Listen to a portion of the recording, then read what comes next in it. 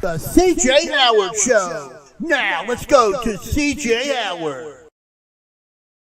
Hello, everybody, and welcome to another Sunday evening of the CJ Howard Show. Back with you after a week off of no CJ Howard. We were at the boys 14th region tournament this past Sunday, so we decided to go ahead and not have a show. I thought it would be too difficult to have one. 2 Saturday shows are even more difficult to do.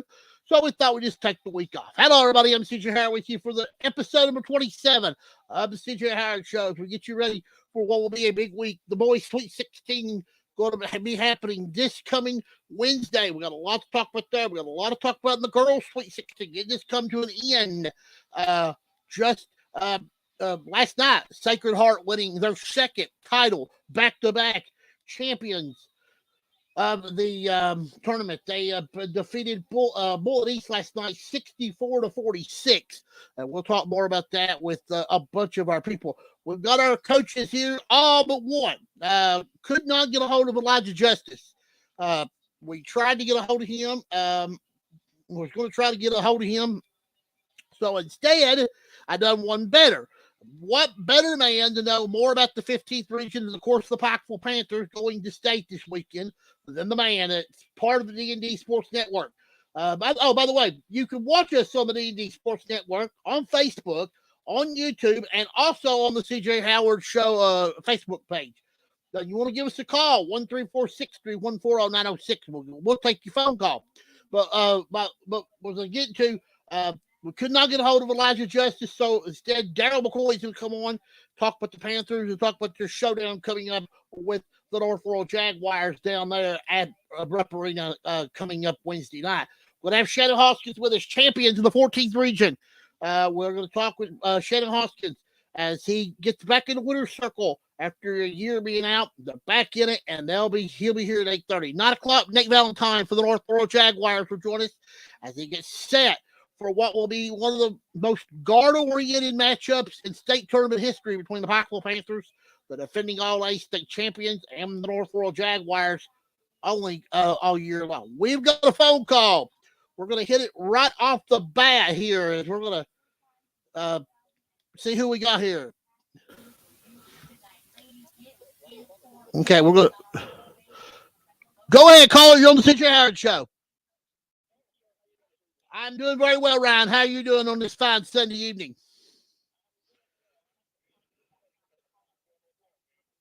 Well, anything that's on your mind, go ahead and talk to me about it. It's going to be a great matchup, Brian. I think it's I think the one area I think Pikeville is going.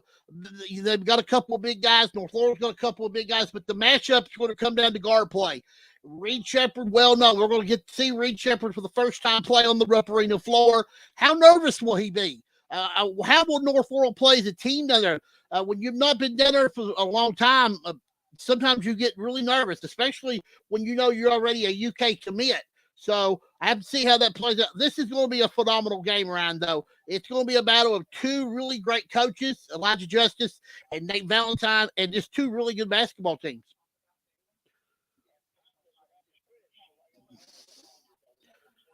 Yeah, a lot of experience there. You know, they in the region all year long where 5 or 6 teams could have took them out. But you know what? The Pikeville kept their head on straight, was able to go strong, and was able to go from cruise control from that point on. I've not really got a really good look at it. I did get a glance. I like it. I was concerned. I thought I almost thought was going to be in Arizona's bracket, but I think the committee was really good with UK. I think they gave them a really good a seed, and I think they can win that bracket, Ryan. The matchup, it worries me if they get past St. Peter, a possible matchup with the Murray State Racers, and Murray State's awfully dangerous.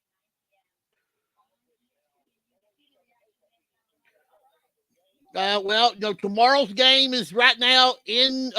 We don't know about tomorrow. Supposed to go to Harlan. Doubt that will happen. We don't know. We'll know at noon tomorrow. And then, of course, the home opener on Tuesday with the Jenkins Cavaliers. And I'll be right there. I'll be right there every step the baseball team takes. I'll be with them. So, all right, Ryan. Thanks so much for calling the show. Appreciate it. All right, Ryan Farmer, a really great friend of mine, a good caller of the show. I'm glad he got through. Let's go ahead and give our guest. We didn't really got one guest in. I was Shannon Hoskins will be with us at 8:30, 9 o'clock. It's going to be Nate Valentine. Then John's going to join us at 9:30. He'll break down the girls this past week and give us the boys' thoughts as well.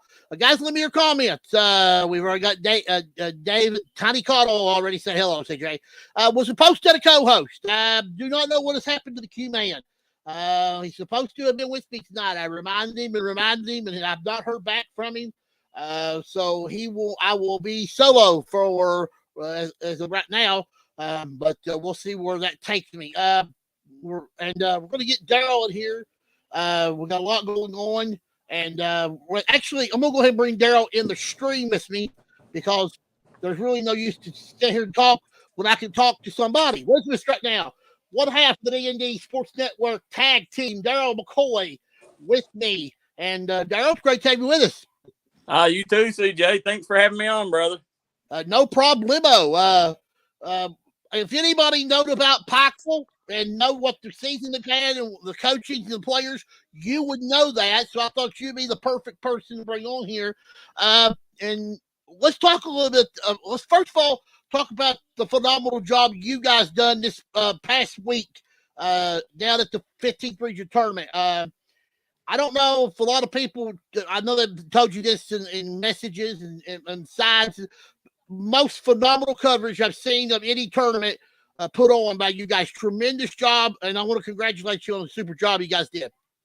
I appreciate that, man. It takes a lot of work, and, it took a lot of gathering up and, teamwork from our sponsors to make that happen. They ended up upping the price on us this year, so our sponsors really stepped up, and the people really enjoyed it, and it makes it the main thing in the mountains going on when we're covering it. So we like to do that for the kids and give them an outlet because we had numerous recruiters tuning in during it. Yeah, that helps out with the kids getting recruited. You talked about recruiters. You guys did a phenomenal job of breaking down the game to where people understood it.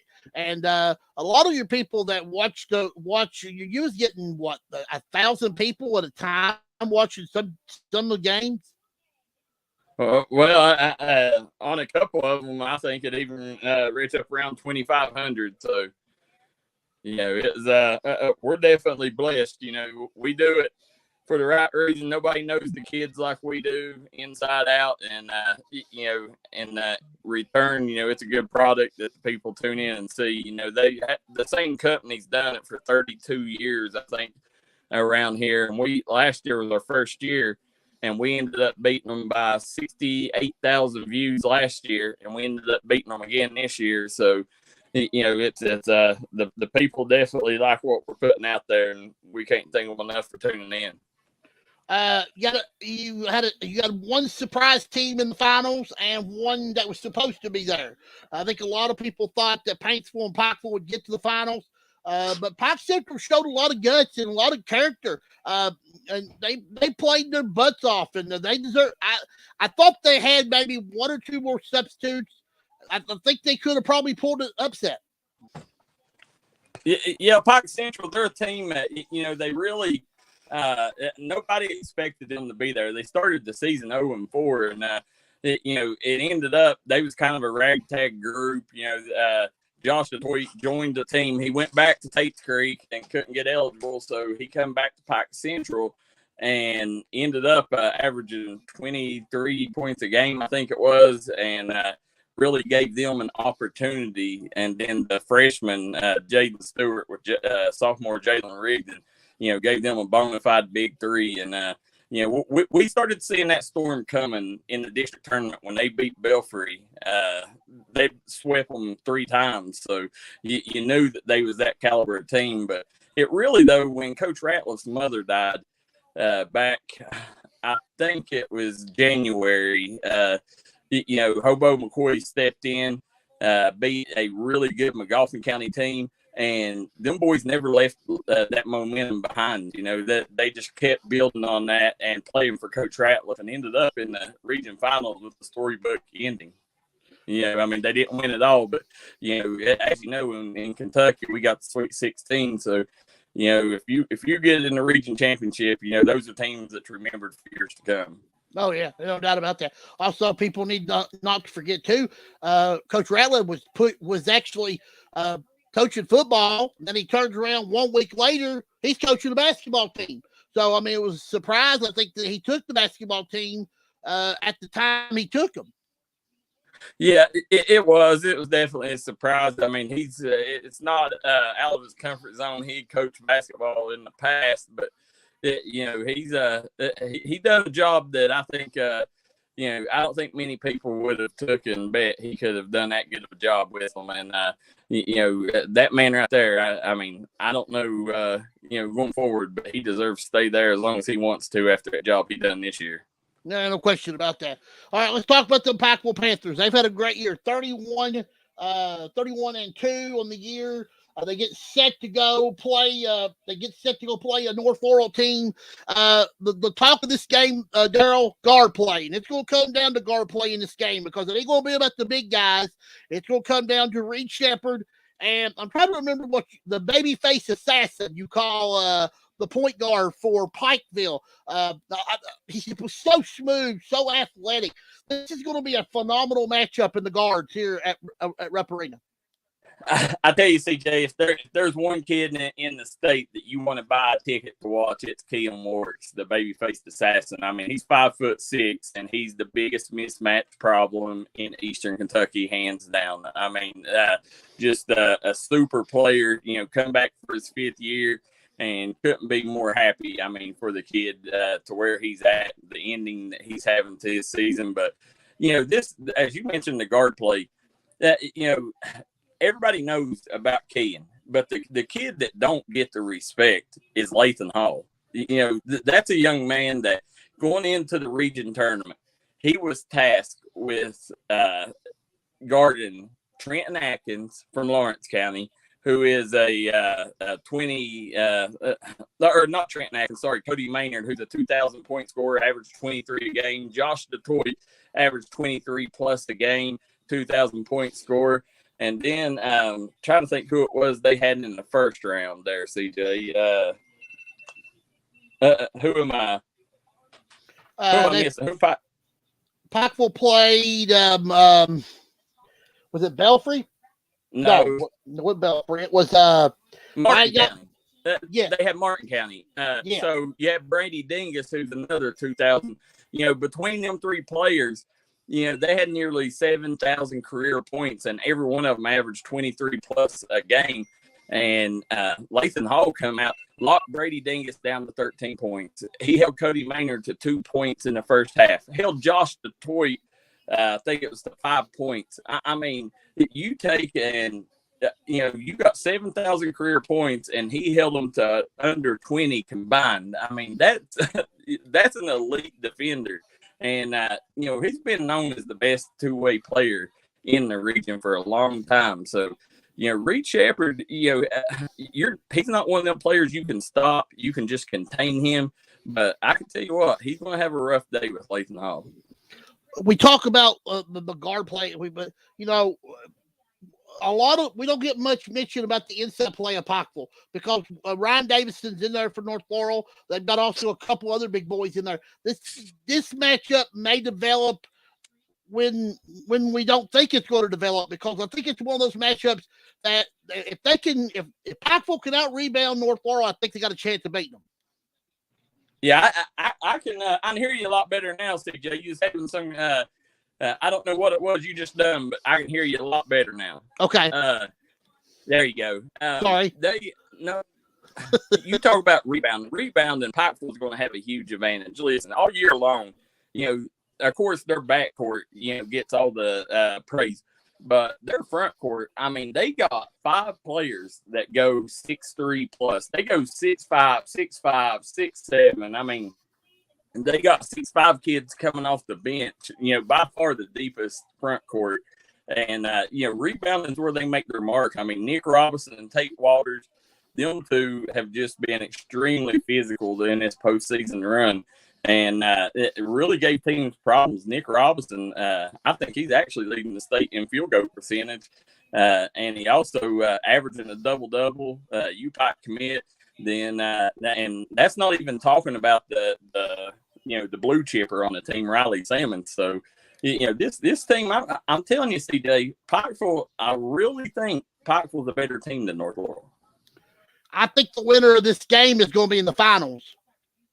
What do you think?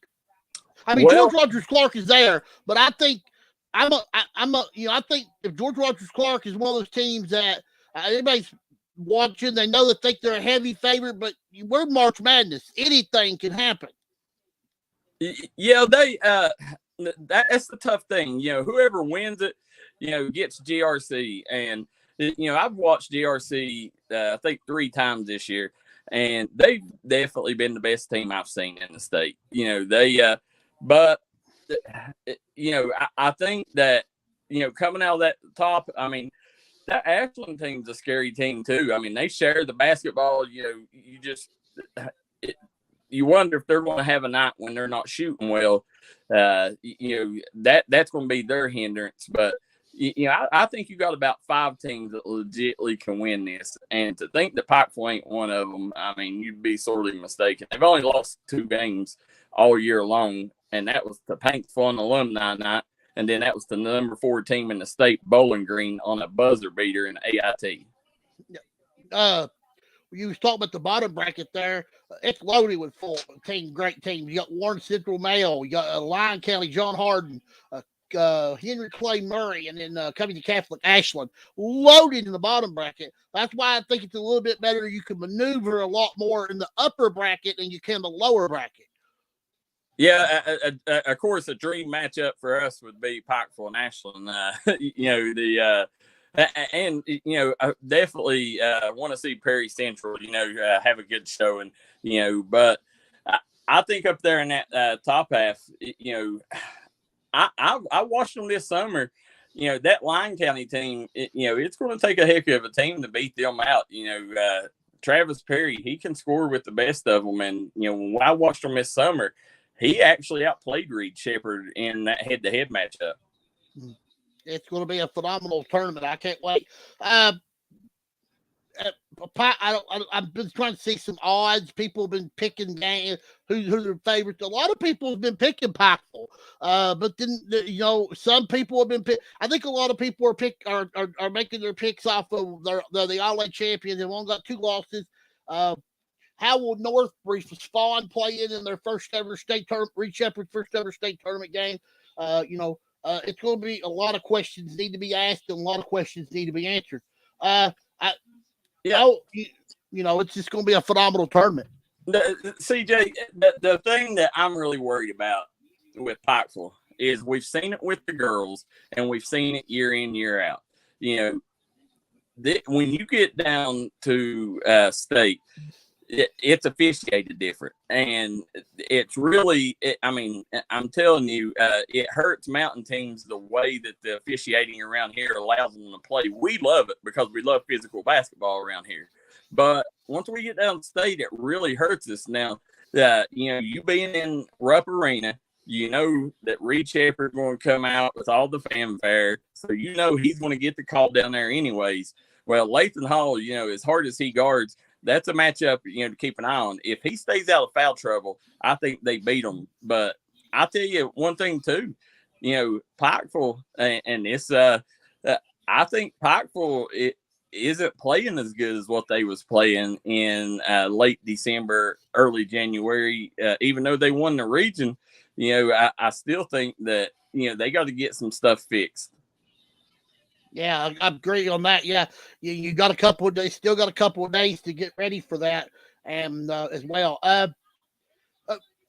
We just got done with the girls. You talked about the Pikeville Lady Panthers. They went up there. They got beat by a Cooper team, pretty good Cooper team. But I thought Pikeville was a little nervous watching the game. I felt that this didn't get off to a good start. And Pikeville's one of those teams that all year long have been getting a good start. Bang, bang, bang. Get at you early. Cooper kept them out of getting a really good start, and I thought when he had to try to come from behind, I thought they got a little not lazy, but they got a little. I thought they started they couldn't catch their momentum wasn't going in their direction. Yeah, Pikeville, of course, Christy Orem, she's made it, 4 or 5 times, maybe her 6th time she's made it since she's been there, and every time, that's where it comes back into play is how this region is officiated. We're used to more physical play. You get away with a lot more around here. It was obviously called a lot different because, it was 26 free throws to 2. I mean, that's a big, big lapse in it there. And then I think that Pikeville, they're one of them teams, they didn't have, they got 2 quality bigs in Hall and Jackson. But if you can allow them, the thing that I was really surprised is how the turnover issues. I mean, they got 2 of the best point guards in the entire state in Rowe and Thornsbury. And for them to have that kind of issue with turnovers, I mean, that's really scary, moving forward, which we've seen it here in the region. Lawrence County, there in that last run, Lawrence County put on that press and turned them over and had a chance to win it in overtime and just ended up falling short. But, I was worried about that Pikeville team going. I definitely felt better with the Pikeville team last year than I did this year. I just thought they was a little younger, didn't have as much size as last year. So, it's one of them. They'll be back there next year. I think maybe one thing, Coach Orem, and I know she'll look at her schedule, but she might need to put on some teams on there that, that get out of the region. Don't play some more out of the team, good teams out of the region. Play some of the Bowling Greens, the Coopers, the Bullet Easties. Try to get your team more familiar, so when you get down there, you won't be in that hurry up, trying to come back from 5 or 6 down like that. Now I'm not. This is just going off memory, but I think CJ, she done. She had a lot of teams on the schedule from out in the state this year, if I'm not mistaken. She usually does a good job at that, because a lot of teams around here, they just don't like to play them because they're so good. And, so a lot of times they have to go away from here to get them. Now it does hurt them, they play in the district they do, because after Shelby Valley, there's 4 games that, you're not going to get much, playing time. And then this year, the region was definitely weaker than it normally is. And, so, it was just a perfect storm. But, you got to think, you threw Thornsbury in there late in the season, so you still had that stuff to figure out. It was just one of them situations where, I really, thought that this was one of their, lower years, one of their weakest of the teams that Christy Orem's had go to state. I would like to see her in the Mountain Classic. I believe that she can make. I believe she can win that. The field's usually pretty strong in the Mountain Classic. I don't think she's been there. They've been in the Mountain Classic, and I would love to see them in it. I don't know if she sent an invitation back this year or not, but I hope eventually someday that the Lady Panthers will play in the YMT. I'd like to see them play in that. They would be a good addition to the tournament. It would be an outstanding addition. If I'm not mistaken, I think their lady PIT is somewhere around that time. So they may be some that conflicting dates or something might be the reason you've not seen them in it. But that it's definitely one. If you to have the best of the best, you got to have Pikeville in it. Yeah, I'm going to ask you a question as we get set. What are who are some? I'm going to go to next year because I'm going to jump ahead because. Besides Pikeville, Give me some teams next year we need to watch in the boys and girls in the 15th. In the 15th, honestly, on the boys' side, it's going to be weak. Pikeville definitely is going to come back. I know they're adding a piece or so. They're graduating their backcourt, but they got a lot coming back.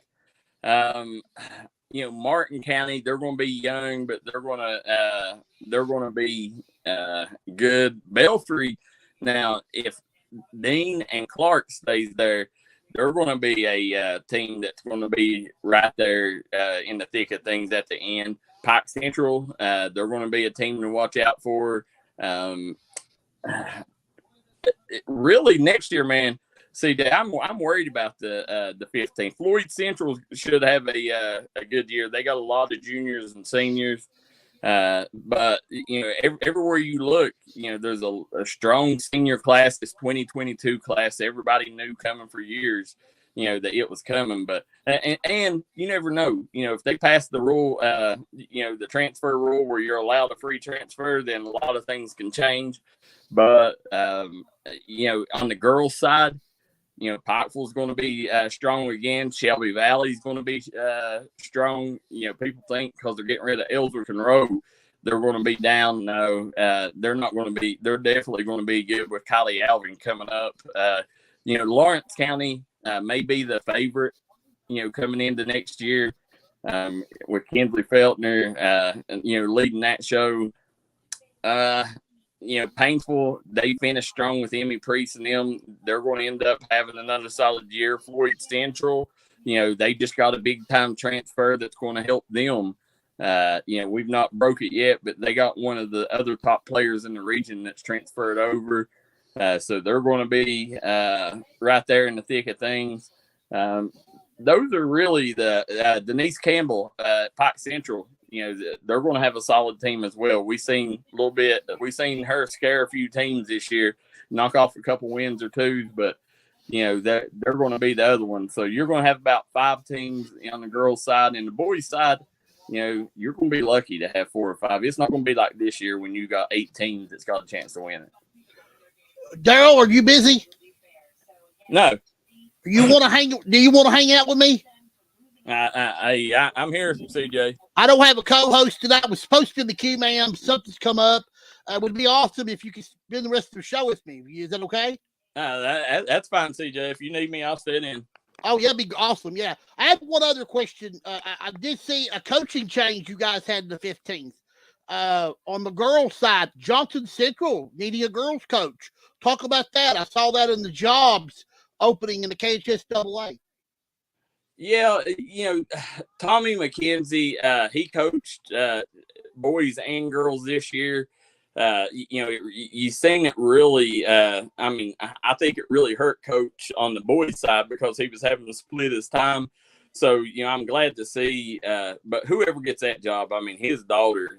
She is Kayla McKenzie is going to be a star. So they're getting a solid team that they're coming into. But I've seen some big names through in some names that's on the boys' side that might surprise you. That's been thrown around about that job. So we'll see. They're getting a new school and stuff. So it's going to be that's going to be a premier job for them to put in. But we'll see. I think they're going to land a big name there. Okay, we're going to go ahead and bring in the Perry Central head coach now. As with us now, joining us is Perry Central Commodore head coach, Mr. Shannon Hoskins. Shannon, it is awesome to have you with us. And it's great to be here. Congratulations on winning the 14th region. Talk a little bit about your win the other night. You beat a really good Estill County team that had improved all season long, and I thought was one of the better teams at the end of the year. Well, they were definitely the hottest going into that final game. When you have a player score 36 and a different one score 43 on back-to-back nights, it makes the coach stay up late at night wondering how to guard that. But I thought we did a pretty good job of holding them down on the defensive end and scoring just enough to win the game. This was a weird 14th region tournament. A lot of people probably knew this was a do-over year. So Breathitt County and Prairie Central girls and boys got to redo their tournaments over. When the brackets come out, I think on the girls' side, I think a lot of people thought Letcher would probably be going out. Letcher wound up did go out. But then we got to the boys' side, and everybody got to they was only focusing on one game. And they was focused on you guys and Brett in the semifinal. And as we watched that game on Sunday afternoon, Shannon, I have to give your team a lot of credit. I really believe that Breathitt County wanted to speed you guys up, but you didn't buy into their event because they turned the ball over so much. You just guys was patient enough, and you was able to go ahead and start picking them apart there in the late the first half and in the second half. Well, I thought we've done a good job all year of controlling the tempo, and I throw a lot of that to Rich Beverly, who's grown as a player all year and controlling the tempo, whether it be we want to pick it up or slow it down or whatever. He's done a really good job. And our team is just – that's what we are. We're a team, CJ. We don't really have a standout guy who just – boy, you got to get that guy. I feel like on any night, another guy could step up and do something great. Yeah, I'm watching you in the championship game, and I'm seeing you really hurt Nestor in a lot of places. But, you guys, you was in foul trouble, but your bench come in there and did a really good job in the second half. You was able to keep about an 8-10 point lead. Then you was able to go ahead and put the game away in the second half. Overall, the whole year, Coach, this was astonishing. I had not known this. You were 16-0 in the region and 7-0 in the district. I know you were undefeated in the district. I didn't know you were undefeated in the region. That talks a lot about your team because I feel like that you guys come from last year when you had you broke even, I think, on the season, but it's one of those teams. You had a lot of kids coming back. You got to add Landon and Dylan Knight to the picture, and I thought those kids really helped you a lot. Oh, that they helped us a ton. Dylan gave us another post presence that we didn't have previously. When we got in foul trouble, there was really no post in the game, and of course Landon, just with his shooting ability and his energy, just really picks us up from time to time. But to me, the biggest thing is we were in a ton of 5- and 6-point basketball games last year, CJ, and we didn't win those games. We hadn't learned to win them, and I feel like over the summer and into the year, we really learned how to win those games, and it picked our confidence up and just got us rolling. Yeah. You get ready to play. This is not the obvious statement of the year. This isn't a very difficult challenge. You're getting set to appear on Wednesday afternoon at 6:00. You're playing the number 1 team in the state. Some polls have them ranked top 20 in the nation. The George Rogers Clark team, I know you've seen a ton of film on them. I know you've been breaking them down. Talk to me about this game because this is going to be the most monumental challenge for your kids, I think, the whole entire season. Oh yeah, I mean they're a really, really, really good team. They're talented at every position, and then they've got 4 and 5 guys they come off the bench with that they don't lose a whole lot. So it's going to be something that we've not seen, but we have gotten out there and played some pretty good competition this year. We played Madison Central, North Laurel, and Knox Centrals, and we've had some tests, but of course, probably none of them have stacked up to this. We have to do a great job of taking care of the basketball, number one. We got to have our turnovers very low as we can keep them. And number two, we can't let those guys get in the paint and just break us down continuously. I feel like that's going to be the 2 main factors. And then, we got to rebound the basketball. They have, if I heard right, they got 2 Division I players. They said they're probably the top 100 players in the state, in the nation. So this is going to be a good challenge for your team.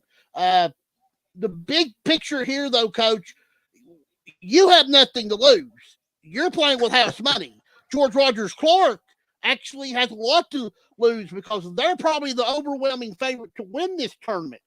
What's it going to take to beat the Cardinal? Besides what you've already talked about. Well, I mean, I hope they tighten up. That would be great, but I don't expect them to. We just got to go in and compete and fight for everything and lay it all on the line, lay our hearts out there and play like a good mountain basketball team can.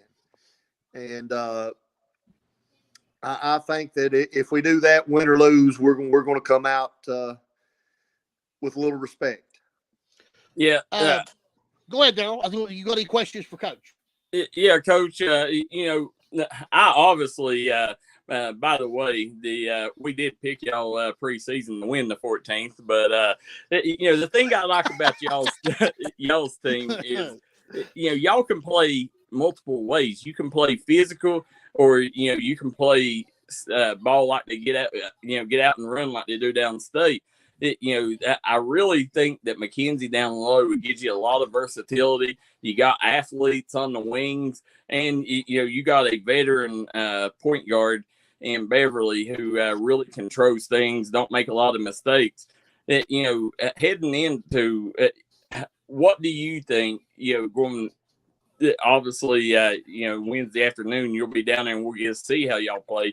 But what are some of the things that you could see giving y'all issues downstate that you may not have seen here in the mountains? Well, just their size and length is one thing that you're going to see. They have 6'7" kid that we've watched 7 films in the last 3 days, and the amount of rebounds that he gets over people and doesn't foul them is, that's scary. Yeah. Morton, Parrish, super athletic going to the basket. Once they get on the interior, they just spring up so high and so quickly that it's hard to get those contests. And if you do contest, then you got the backside rebounds. I mean, they present a lot of problems for a lot of teams. But I don't feel like it's anything that we haven't seen. But I just don't think it's on this scale, if that makes sense. I think we've seen it, but I just think they're better at it than anybody else we've played. All right, go ahead, CJ. I know the one thing I've not mentioned, great friend of yours, Josh Cook, the head coach of the George Rogers Clark Cardinals. Talk about your relationship with Josh, because I know you guys have been friends for a long time. We have actually coached against him when he was playing. Josh has always had a great head for basketball, and he's become one of the best coaches in the state of Kentucky. Year after year, he turns out a good program, and he's done a great job, and he's put himself in a position to possibly win the thing. Yeah, he's a great man. We had him on early in the year. We talked about his team. He said that he didn't know what direction they were heading, and when he knew how good they were going to be after they left the Fairdale tournament and when they went to the Fifth Third. And I think real quick they learned that they were one of the best teams. They were no question one of the best teams in the state and one of the better teams in the nation, because you go to those 2 tournaments and win one and finish runner-up in the other one, that's pretty solid. That's very solid. If you can compete in the King of the Bluegrass and finish the way they did, and then come right back in the Fifth Third the next week, just the grueling part of that let you know how strong mentally and physically that team is. You deserve to be down there. You're the best team all year. But are you also going to make this a fun trip for your kids? Because a lot of these kids have not been here before, and this needs to be. I know you're going to play, but maybe you would like to do some things with them that they haven't got to do since COVID and other things has kept them from doing it. Right. Well, I mean, I think all 16 teams that go, you're going down there for business until you happen to lose or win out, whatever case may be. But once that happens, I think you kind of change mold and want your kids to have every experience that they possibly can get down there. Yeah. Well, Shannon, it's going to be a big time challenge. I think you guys will be up for the though. You guys are the perfect team for this to play against George Rogers Clark. You guys, like I said, you're good at keeping the tempo. Your record shows it. You're 29-4 on the year. They're 33-1.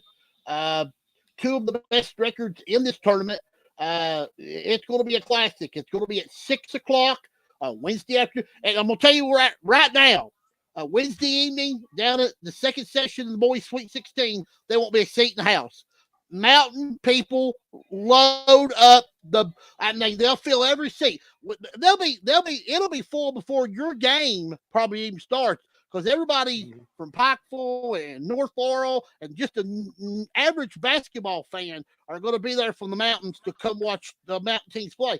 But your kids are going to get to see something amazing that they've not seen before because the mountains pack Rep Arena all the time. We're going to be all Perry Central fans on that day. I hope so. We've got 3 fantastic mountain teams in it. Yeah, and that's a good statement for us. Yeah, that you can't beat that at all. Coach, thank you so much for being with me. Wish you the best of luck on Wednesday afternoon. I hope you guys can pull that W. That would be a huge win for the not just the mountains. It'd be a huge big win for the 14th region. And you guys go up there and you go get them. And I'll be watching. And good luck to you guys. And just to have a lot of fun. Thank you guys so much. Appreciate you. Appreciate you, all right, Darryl. thank you, Shannon. All right, Shannon Hoskins, head basketball coach of the Perry County Central Commodores. They get set to play at 6:00 on Wednesday afternoon. They will play the George Rogers Clark Cardinals, the number 1 team in the state of Kentucky, and I think ranked in the top 20 in the nation. I think like 2021, I believe, is what they're ranked. So it's going to be a phenomenal game.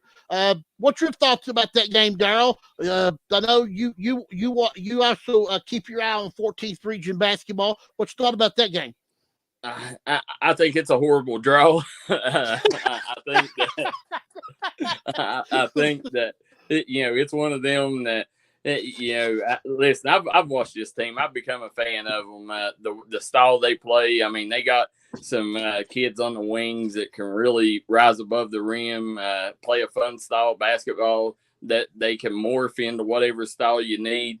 They can get up and down. They can play physical ball.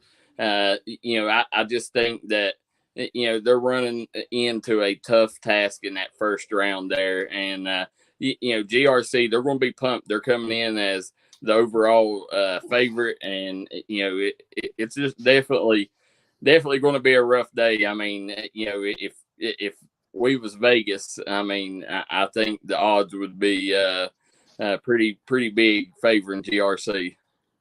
Well, now I will say this. George Rogers Clark almost didn't get here. Mason County came one ace of getting them in the semifinals. I know they end up winning by 7 or 8 points. But you get to this point, you're here for a reason, CJ. Yeah, yeah. The Mason, and the tournament was at Mason County, so I think that was the one important thing that if I was going to try to get Coach Cook on here, but I think he had other plans. I could never get up with him, but he was lucky to get through that game, and then he went on and beat the Brackett County by 40 in the championship game. I mean, it just has to tell you right there that you got to come focused every time. We look at that bracket. You got J-Town and Lincoln County. I think it's the Lincoln County team is a lot better than what people give them credit for. They're a 12th region team. It's just come up, and they're a blue collar basketball team is what Lincoln County is. And Jefferson Town is making their first appearance since I've got it right here. This will be because I actually stole your guys' notes. Jefferson Town making their first appearance since 2008. So in Lincoln County has been here. This is their 3rd trip, 3 out of the last 4 years. So I mean, that's going to be a good matchup. And then you look at the other. Then the other game is Muhlenberg North and Muhlenberg County and North Odom. I really don't know much about them two teams. And then you got the Mountain teams playing that night. I mean, you got a good chance of. I mean, but if you got to play, it's like we say. If you don't show up, you can be sent to the house in a heartbeat. I mean, we've seen it before. CJ, don't count us Mountain, folks out. I mean, you're seeing it on a national scale right now. That they're when you look around the nation. CU Harrodsburg just won the D2 national title with their 2 stars being Mountain kids in Mason Blair and Jacob Rice. Used to have Isaiah May on the team. Alice Lloyd won a national title last year. I mean, our kids is as good as anywhere else. And, when you get to the Sweet 16, I really think the officiating part has as much to do with it as the other because, I mean, we're fit to win downstate. I mean, will they let us play down there? I know some years lately I've been going back to YouTube watching old videos of state tournament games, and I've run into a lot of Johnson Central old film when they made their runs and when they won their games and how physical what it took for them to advance. And I saw one film where Tommy McKenzie was really young. They had an older type guy coaching them. I'm not sure what his name was. You would probably, if you remember, I can't think it was 2004 or 2 or 3. The video I was watching, Brian Milam had posted it on YouTube. He likes to post a bunch of old stuff like that, and I really appreciate Brian doing that because I like to watch the old memories. But it was he does a good job, and I tell you, WPRG does a good job too, posting some of them old region finals and stuff. So. They're out there if you search for them. Yeah. Someday D&D will have old footage like that. They'll be putting on there. So we got 6 years in it now, and we still do every now and then, CJ. But I tell you, back in the early days, people wouldn't believe how far we come. They was days when we had a flip phone that we would do. We had a laptop when we first started out. CJ had a laptop. And people's like, they got a nice laptop there. The laptop didn't even work. The laptop was just there to hold our phone from falling over. So we've come a long, long ways from them days. Oh, you guys have, yeah. Well, the streaming world has come to everybody has come a long way. I like to watch you guys. I love you guys. You guys I like to watch the Bluegrass Station. They do a phenomenal job of putting on stuff in the 14th region. I mean, their telecasts are some of the best, and they do. My town does a good job up in the 16th. Yeah. There's I think here in the 15th and over in West Virginia. I mean, I think we do as good a job as anybody, but BSN and the 14th and then my town in the 16th is the way to go if you go into them regions. But shout out, we already got. I mean, I know you don't cover much over that way, but the Logan Wildcat girls team won state title and already brought some hardware back to the mountains and won a state title yesterday. Yeah, I think I saw maybe some of that on Twitter. I think I saw a picture of that, I believe, on your guys' page. So, yeah, congratulations to them. You guys are busy. I mean, I can't keep up with you guys. One time you're in Kentucky. Next time you're in West Virginia. The next time you're on some other part. Are you guys going to do any baseball? Because I would love to see you do baseball. We plan on doing a ton of baseball this year because they're one sport that we've left out. We want to do a ton of baseball and softball. But, one thing the thing that I've been the proudest about that we've done is we've made the mountains say we again. It's kind of us against, the world mentality now.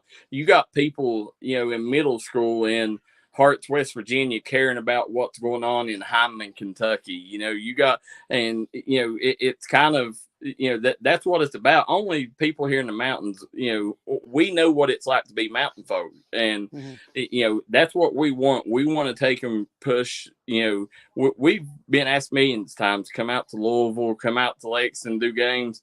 That's not what we're about. We're about the mountains right here. Yeah, I mean, but you never know. We may see you out there. You might follow you might follow one of the mountain teams out there and do a telecast or something. You don't never know. While we got you on here, let's talk a little bit about Kentucky's seed. The women are doing their draw right now. I don't know what their seed is, because if somebody knows, they can give it to us in the comments. I got it in the background here. Have they got to the UK women? Because I don't know. I know Kentucky men, they got a 2 seed. I think they're in a great bracket. I loved our draw. Loved it. Oh, yeah, phenomenal draw. I think I do worry about the second round matchup if you can get by St. Peter's, because Murray State. Yeah. Oh, they're unbelievable. They can get up and down the floor. We saw them against a really good Morehead State team, who I think is going to make the NIT. Could have made the NCAA tournament. Murray State's for real. I'm scared about that game if Kentucky gets past St. Peter's. Yeah, that's a tough game. That's an in-state game. You're gonna have everybody that's not a Cat fan cheering for Murray State, and it's that's one of them games that could definitely scare you. But this is the first year in a long time that I've come away looking at the draw and being like, hey, I'm satisfied with it. I think we got one of the best roads myself. I thought for sure they were going to put us in with Kansas and try to get a rematch. When I didn't see Kentucky for the longest time, they went bracket, another bracket. I said, oh, Kentucky's, they're going to be in the Kansas bracket. I said, they set Kansas and Kentucky up for a rematch. And then when I didn't see them there, I went, well, who's the other number 1 seed going to be? I was praying, gambling. Basketball gods, give us Duke. Give us Duke. No, Duke got put in Gonzaga. I think they overseeded Tennessee. I thought Tennessee should have been a 2.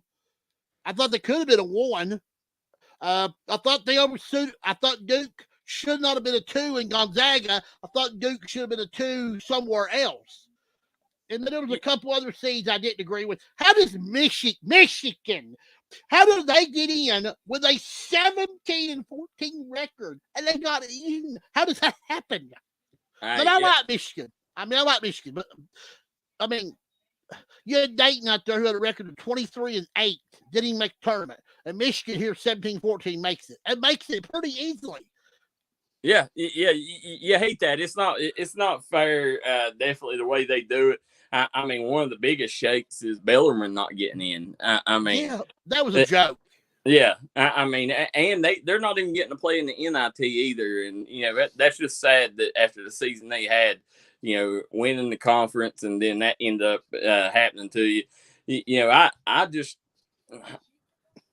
don't know. Michigan, it definitely, that's a head scratcher. And sometimes I think the committees fall into a complacency where it's more about the name, and you got Jawan Howard on the sideline, and I think that it's a lot more about storylines than great basketball sometimes. But either way, you just hate to see one of them good teams miss out. But I'll also be watching the Michigan games just as much as I would of them other ones. So I watch them all, but I'm just saying. I don't think I've ever seen any time. It's the best time of year. Best time of year. Do you go down to the Sweet 16? I usually go every year. This year, I probably will not get to go because of financial purposes and stuff like that. But I usually try to go. But this year it's been a little rough, so I won't get to go this year. Hopefully, I get to go maybe next year. You never know. The big guy may make a way for you. You never know. Well, I would love to go because I've won this one state tournament in the last 10 years. And I love going because I used to when I done radio for WSGS, they took good care of me. And then last year I bought tickets, and then but I don't want to get into that. It ain't about me. It's about these kids. And but it's going to be a good state tournament. It's going to be a good one to keep our eye on this week and watch. But we'll see how the games go. Well, I like going down because you got the NCAA tournaments going on. You got the Sweet 16 going on, and it's just a great day for basketball fans. And I'm taking my boy this year. First time I've got to take him down because the COVID years ended up shutting down the last couple of years. But I think that it's a great week of basketball. Usually, how we do it is we stay down there as long as they're mountain teams. Going, we're down there. If our mountain teams get beat, 14th, 15th, 16th regions get beat, and 13th as well, then we'll make the track up to Charleston to finish off in the West Virginia state tournament. Yeah. How does West Virginia do their state tournament? Sort of like Kentucky? No, they got three. They got 4 classes now. They put the Catholic schools in their own class. They got three classes, and it's completely different. Completely. Yeah. We speak of realignment, where football's realignment is going to be coming out here in the next month and a half. How about Isaac Dixon, Mr. Football? Mr. Football. I was going to mention that. That's in my notes I've got here. Congratulations to Isaac Dixon. And I was going to ask why did they wait so late to do Mr. Football? First, second, third, and 14 state people that made the state teams. Why were they so late in making those announcements this year? Well, I think that there was a lot of controversy behind the scenes from what I hear. I think a lot of people, thought the Beechwood kid, should have got it. And then, I guess there's, they can't win it 2 years in a row. So, I think it went the right place. So, I think Dixon, the year that he had, the records he broke in the state championship game, the career he had, I don't see, the coaches voted, so they obviously thought he should be Mr. Football. So, the AP, I'm just glad that they finally gave the Mountains a little bit of respect there, because Dixon, a lot of people don't realize, CJ, that kid, he done what he did in 2 quarters of play. 90% of his games, he was out by halftime. Mm-hmm. Yeah. His average stat line would be 4 or 5 carries, 200, 220 yards, and 4 touchdowns. I thought Belfry become a better team though when they took him away from quarterback, put him back at running back, and I thought it really changed the dynamics of their team. Well, I think Ray Charles could even see that he didn't belong back behind center. And you seen them really turn things around when you put him back where he belonged, CJ. Yeah, but I know what Coach Haywood was doing. He was trying to put your best athlete in the place you need, where it would help you the most. He wouldn't. The other quarterback needed some more. I think after the first 5 games, when Belfry was 0-5, people was like, "Oh, the world's falling down. Belfry's 0-5. We've never seen it before. What are we going to do?" Well, calm down. This is 0-5. They play 5 of the best teams in probably the nation. Any team in the Mountains that would have played that schedule would have been 0-5 in them first 5 games. There's only one team that would have played that schedule that had been impactful. Yeah, the thing, Josh Central would have gave them a good. Josh Central would have done that. Yeah, I agree on that. But when it really scared me the way I seen them play at Louisville Central.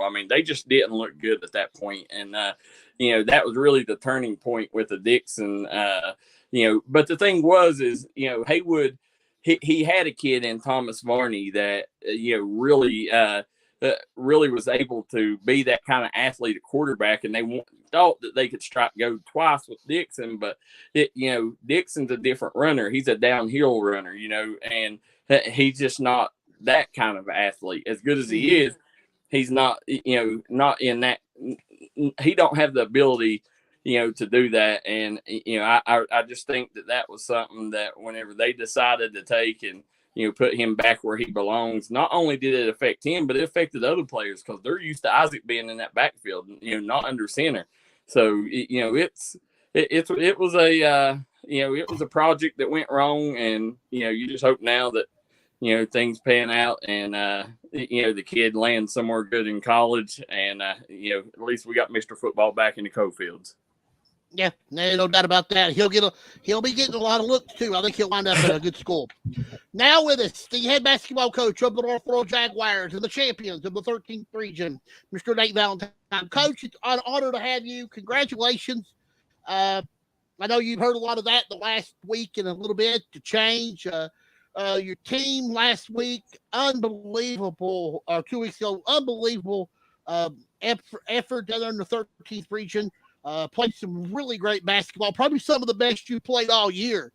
You played 3 really good teams.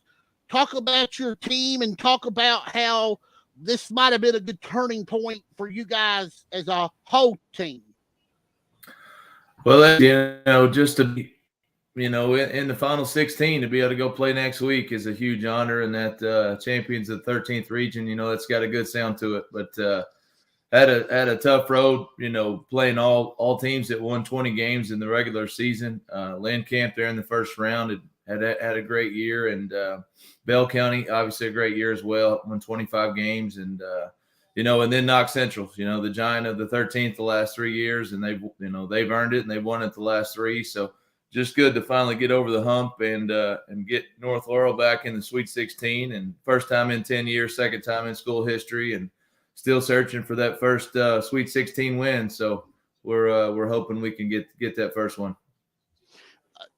I thought you guys played with a lot more confidence this tournament than maybe last year. I thought last year a lot of people were the question was, where's Reed going? And I thought that put a lot of pressure on just not Reed but the whole team. Now that when Reed made his announcement, I thought it was like, shh, how you busted one, shh, all the. I thought your team just start. They had nothing to hold them back, and then they went full throttle.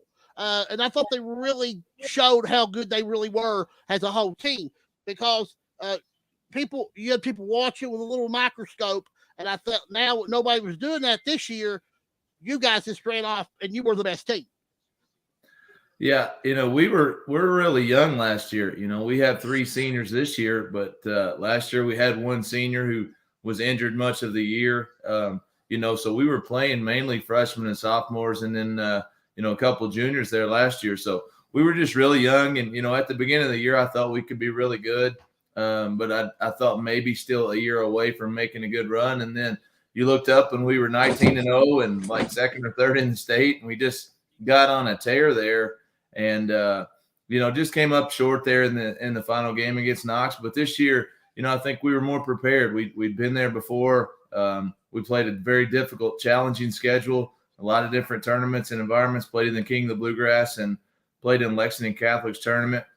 And I just feel like our guys are really comfortable in those environments now. It doesn't matter if it's we played Pulaski County at home, and you couldn't even breathe in there. It was so packed. So I know. I saw the Yeah, and I think our guys are just comfortable. Shoulder. Yeah. Yeah, it was tight. It was tight in there. It was definitely a post-COVID feel. Yeah, and that's good. Good. We saw that. I'm glad you brought that up, because we talked about attendance this past week. The girls, if I'm correct, set the second highest attendance for a state tournament as a whole in the history of Texas AA. And I think that tells you right there, it's going to be even bigger this week, because everybody's going to be. We talked about how Wednesday night's going to be the biggest crowd that you'll ever see in a second session game in the history of basketball, because the mountain teams are playing. All of them's playing in the same day, in the little space, 6 and 8:30. You talk about a crowd, there ain't going to be a ticket left to get a hold of. I think so. I think it'll be a really good crowd, really good environment, and that's what that's what high school basketball is all about. I was looking today at a lot of our pictures that our cheerleaders have went and dance team have painted the signs downtown. We got the police escort back with the fire trucks and all that. And if you could paint a picture of high school basketball and what it should look like, that's it. A packed house, Rupp Arena, first round game. You got the mountain schools playing. I'm glad that we can get back to that. I remember going to the Sweet 16 as a kid and just such an awesome stage. And the last 2 years have just been really tough on it. So I think it's good for everybody to get back to what Kentucky high school basketball is all about. There's no question about it. You're playing a really great opponent in Pikeville, the defending All-A state champions. Their record coming in 31-2. They've got a tremendous backcourt. This is a matchup that everybody's been watching. Going to keep their eye on. You even got people out in the state really keeping their eye on this game because they want to watch the backcourt. Me and Darryl was just talking when we first come on the show how Pikeville's backcourt is, I think, really, really. They're defensively. Pikeville's one of the best teams I've seen that can lock you down and can take you plumb out of your game plan. What do you have to do to not allow Pikeville to do that? Because they've got several great players, especially one that can really guard, and they guard well. Well, the apple doesn't fall far from the tree with Elijah Justice at the helm. I remember watching him, and he was one of those guys that could just impact the game on both ends of the floor. But, yeah, I mean, with Hall and Salmons, they're really, really good. And then they add a point guard in Warwick's there.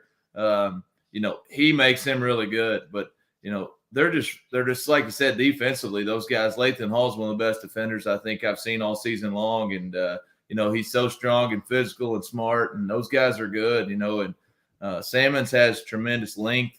They shoot it so well. The kids inside are just a load in there to handle. So, like I said, they go 8 or 9 deep, and they really don't lose anything. You don't go 31-2 and win the All-A without being really, really good. And Elijah does a great job there, and we'll have to play really well to have a chance to win that game. Darryl, you have any questions for Coach? Yeah, North Laurel. I followed you, for the last few years, and really, I've become a fan favorite of the one kid. What's his name, Coach? He don't look like a ball player. Clay Sizemore. Yeah, Clay. He's a kid that's going to come in. He's going to knock down numerous threes.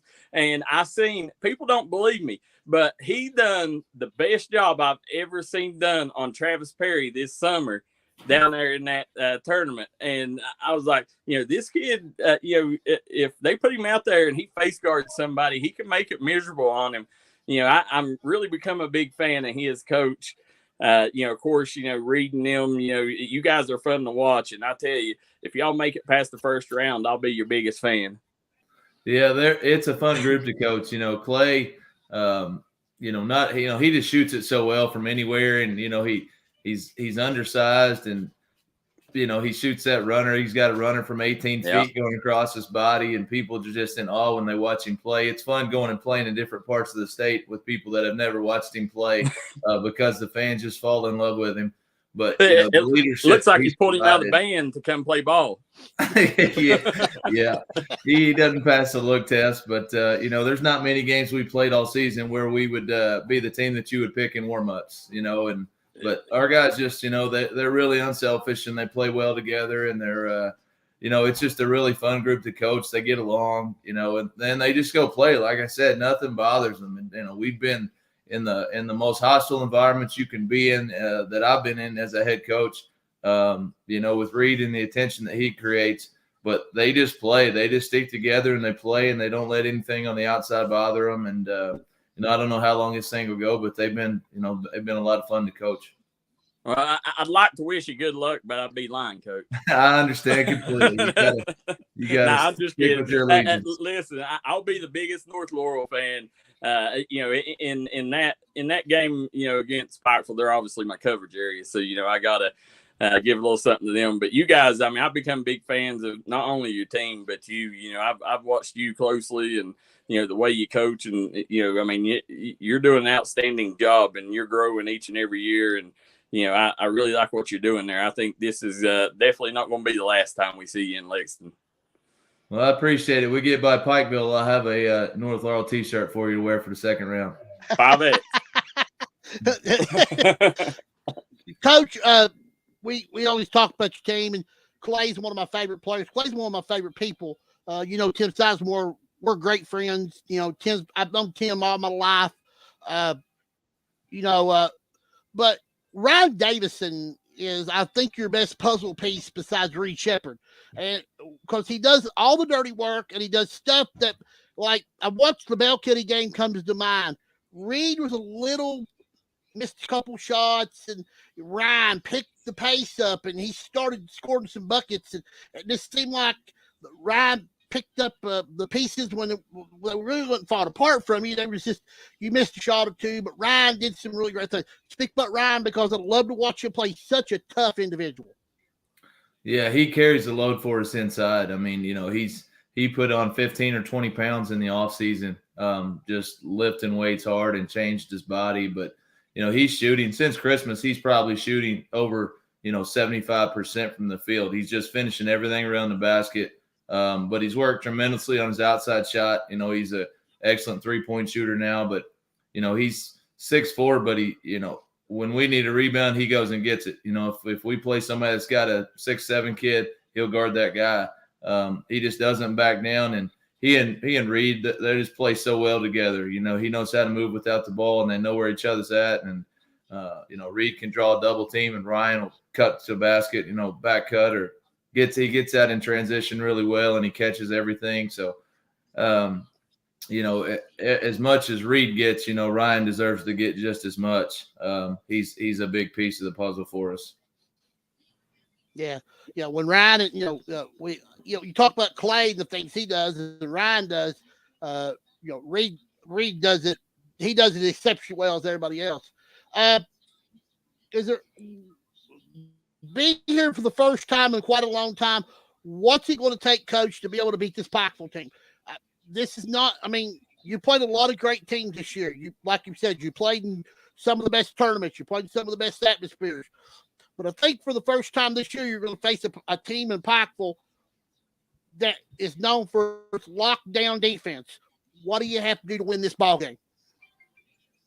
Well, we've got to bring our own defense. We got to defend and rebound, and that's that's something that we talked about. Heading into this game, and just our focus has been on Pikeville and how we're gonna give ourselves this chance to win in the fourth quarter. But they're just a veteran team with a lot of weapons. And defensively, we've got to figure out a way to slow them down. And when they do miss, we got to figure out how to get the rebound.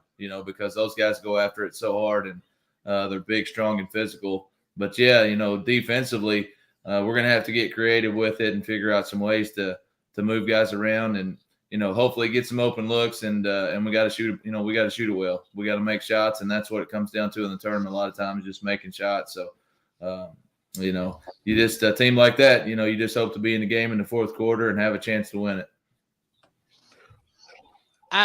You ain't going to use the old Calipari saying, let's see if I get this right. You can take a lot of shots, but just don't miss a lot of shots. Can't miss them all. That's right. You're right, Steve. You can't miss them all. Yeah. I heard him say that tonight when they was interviewing me about when they was talking about what the brackets and stuff, and he made that saying. I heard him say that about 5 or 6 times in a week. He won't say this one time a game. He says it 5 or 6 times a week.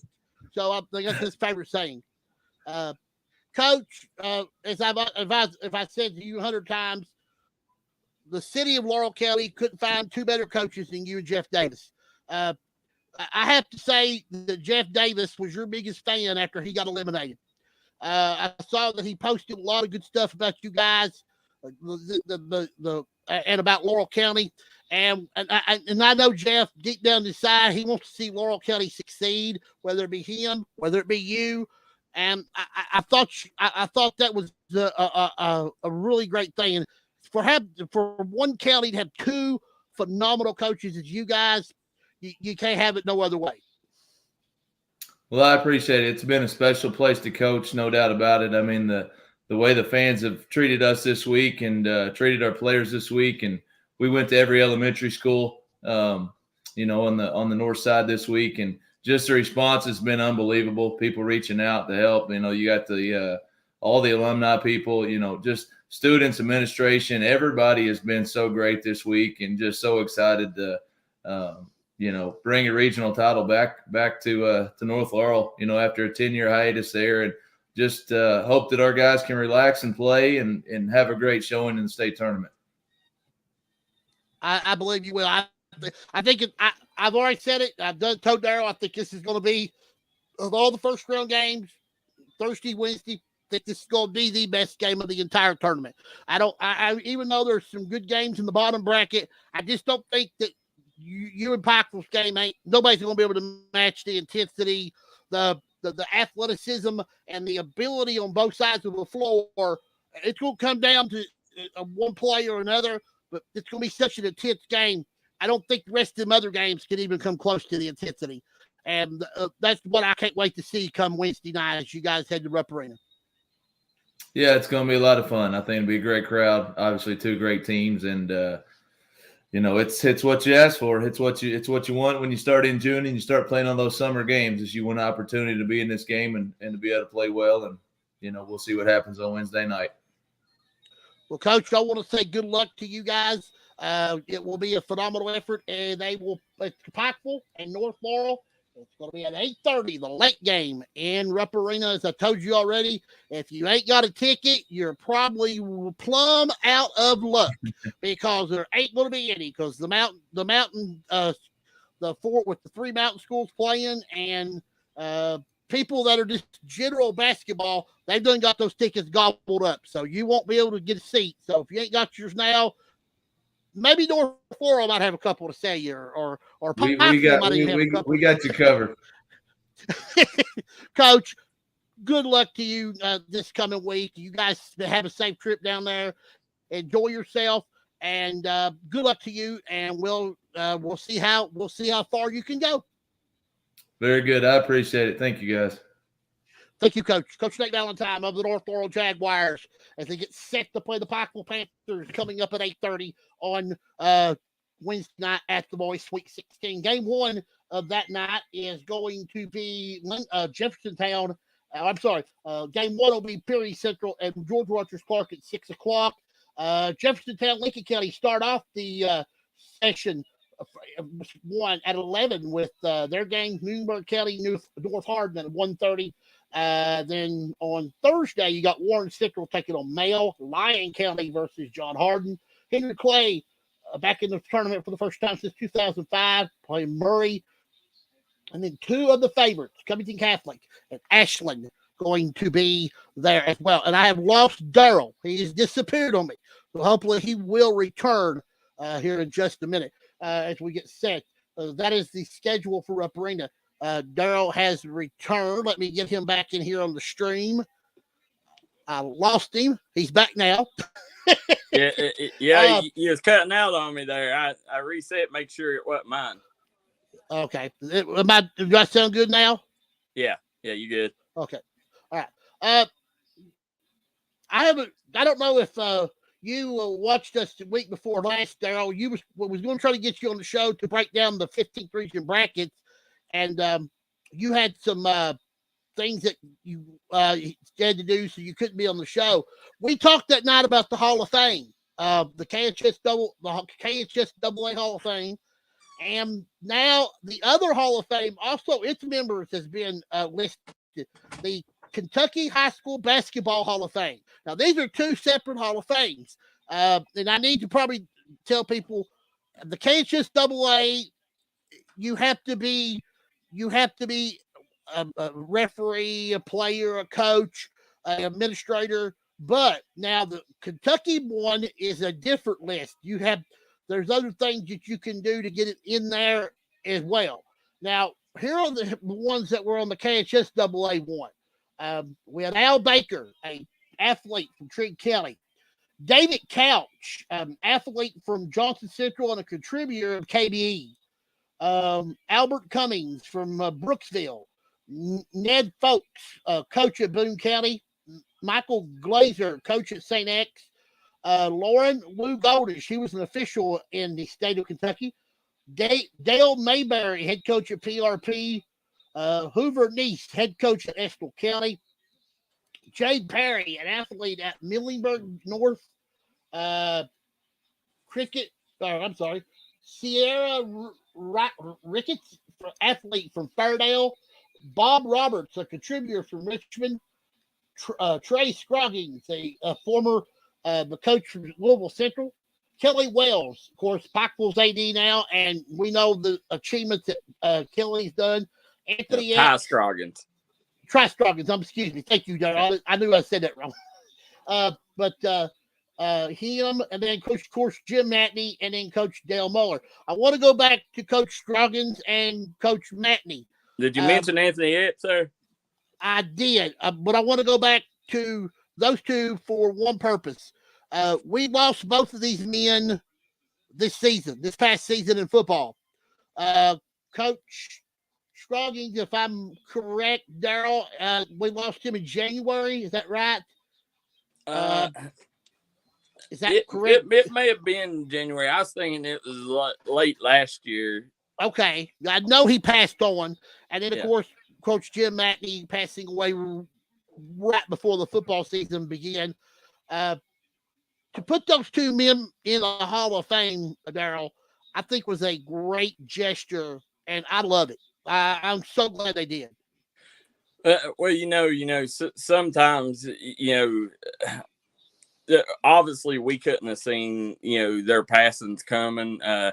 Definitely, Coach, both of them. I mean, that's something we'll look back and we'll look at what COVID stole from us, and they stole two great coaches, two not only great coaches, but two pillars of their community. These two, just not great coaches, they're great men that produce great productive student athletes for society. And Ty Scroggins, here in the mountains, in our part, Ty Scroggins is a big name because Belfry faced them like 4 or 5 times in the state title game, in this run that Haywood's had. And I, going down, it meant a lot for us to be able to take that. They named the field after him, and we done that game on D&D Sports Network, and it meant a lot that they chose us and let us do that game. It's Coach Matney, obviously. Anybody that knew the man knew, his passion for the mountains in general. And, it was just a great gesture to put them in. Sometimes, you just wish that, they would, get to do it and get to be put in whenever they're, here with us, but like I said, nobody could have seen their passing coming, especially this early. Now, let me give you the members of the 2022 Kentucky High School Basketball Hall of Fame. And this is Jeff Hale from Henderson County High School. Lime Dunbar from Christian County High School. Randy Emery from Owensboro High School. Robert Graves from Louisville Central. Now, these next two, you may have heard of these. Bridget Combs, a player for Whitesburg High School, and the great Peggy Moore. Coached at Buckhorn, played at Buckhorn, coached at Breathitt County. One of only very few people I know that's coached boys and girls and been very successful. We lost her about 3 or 4 years ago, and that was a hard passing to get through. But she's been put into the Kentucky High School State Basketball Hall of Fame. Others are Stephen Pettigrew from Elizabethtown. Damian Fishback, that's a name you've heard before. Yeah. From Greenwood High School. Damian Fishback played at Louisville, correct? Yep. Played Louisville. Here's a name. Look at this one. Elijah Justice from Shelby Valley. He's in this class. Don Fry from Monticello High School. Cindy Moss from Boone County High School. James Lee from Henry Clay High School. Andy Patrick from PRP. Lee Riker from Ballard. Dwayne Morton from Louisville Central. Of course, he played for Louisville. Dwayne Morton did. And, of course, Carl Helms from Horse Cave High School. And I don't know much about that school. That was the only school in there I didn't know anything about, but I knew the rest of the schools. Never heard of Horse Cave, but I've never had either. One of the pet peeves that I've had with this is they need to get my boy and my partner David Jones in that Hall of Fame. I mean, what he done. I don't know too many people that had the career he had. He had multiple state championships, high school. You know, what he went on to do, you know, and not just the coaching world, but play at UK, played for the Baltimore Ravens. You know, he's a man that definitely deserves to be in that Hall of Fame. I hope they put him in sooner than later. Now, he would be a member of the Kentucky High School Football Hall of Fame. Yeah. And I am with you 100%. I think that he would be a well-deserving member to be in there. But, you know, I'm surprised, not surprised that he's in there, but I'm surprised that he's in there and he's still coaching. Elijah Justice. Usually they'll put you in a Hall of Fame till you're done with your coaching career, or unfortunately something's happened to you. But him still coaching and him getting to put in there, that's a great honor. Yeah, that's a huge honor. You know, he and he's a man that's done it, you know, the right way, and you bet that it means something special. You know that, you know, I mean, I know it's the Basketball Hall of Fame, but you know, the same year Kelly Wells is going into the Hall of Fame. You know, he's off that Kelly Wells coaching tree. You know, and you know, if there's anybody that deserves to, you know, any of the young guys deserve it, it's that man right there. Oh, yeah, no question about it. These are really two great lists of Hall of Famers that are being put in. And I think the KHS Double Hall of Fame is going to be this week, if they didn't already have it. I'm thinking it's next Saturday or Sunday, I believe.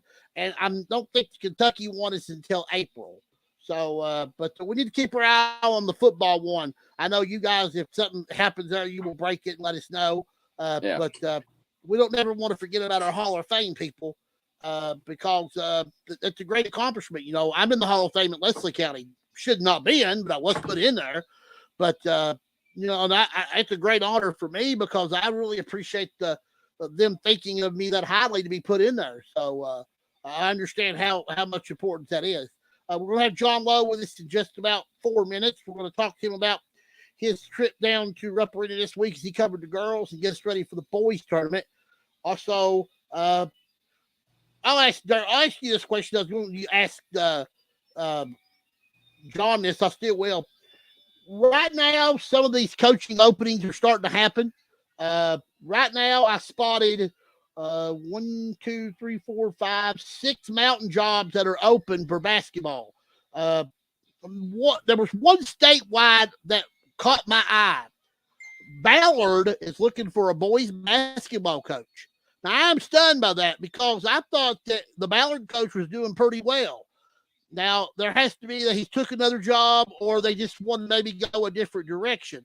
But I was stunned that they were looking for a boys head coach.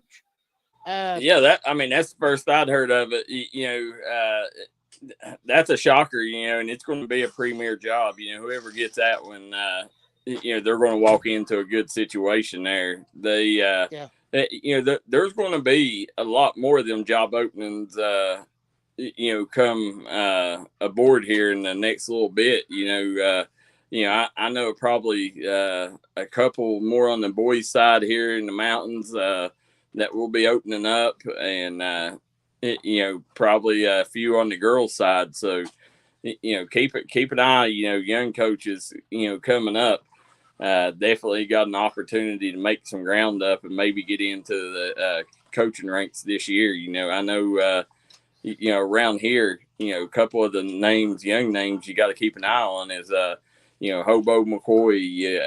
You got Chase Parsley over at Martin County. You got Corey Thacker in Prestonsburg.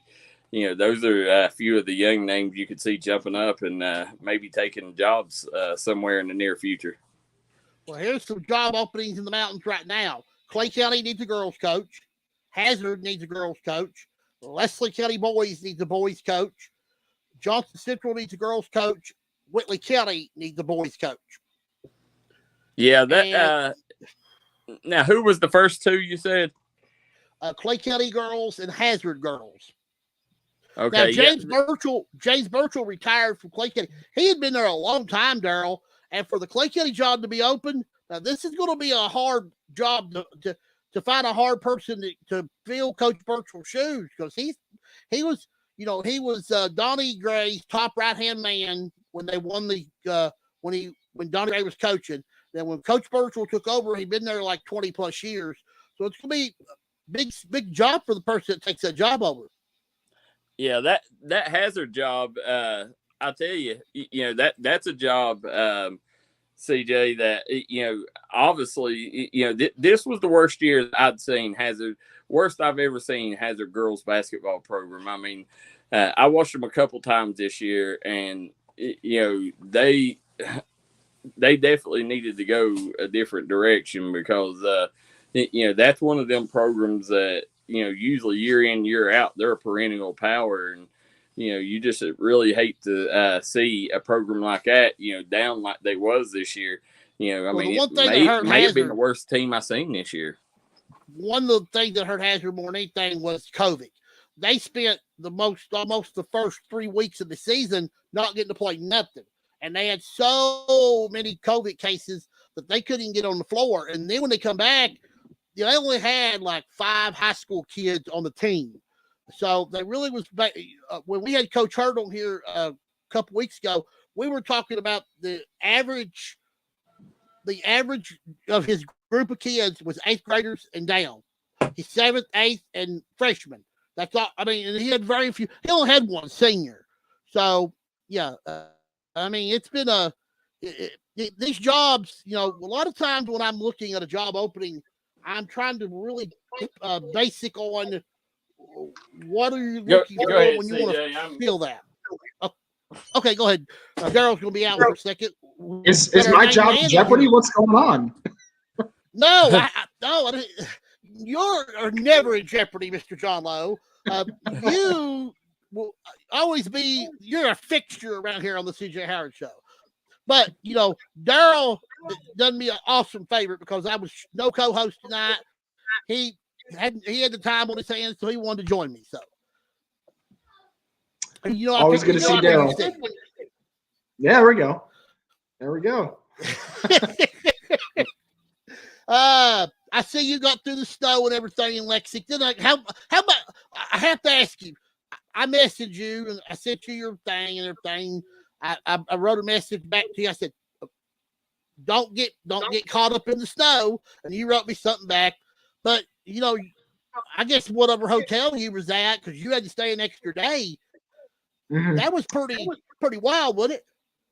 Yeah, I also had to go to the Walmart because I didn't pack enough for that extra day, so I had to get more underwear and socks. So I had to do that. And then this morning or this afternoon, I didn't get back from Lexington until about 3. I didn't leave Lexington until around 1. I ran into Oscar Sheboy at Qdoba. You did? Oh, my God. Right there by the Memorial. No, I'm a journalist. You buy his dinner? Okay. Did he buy you dinner? He No. should have bought you dinner. Yeah, he's got the NIL money now. Okay. But I kid you not, CJ. He walked in Qdoba in a Gore-Tex jacket, athletic shorts, and flip-flops. It was like 20 degrees outside.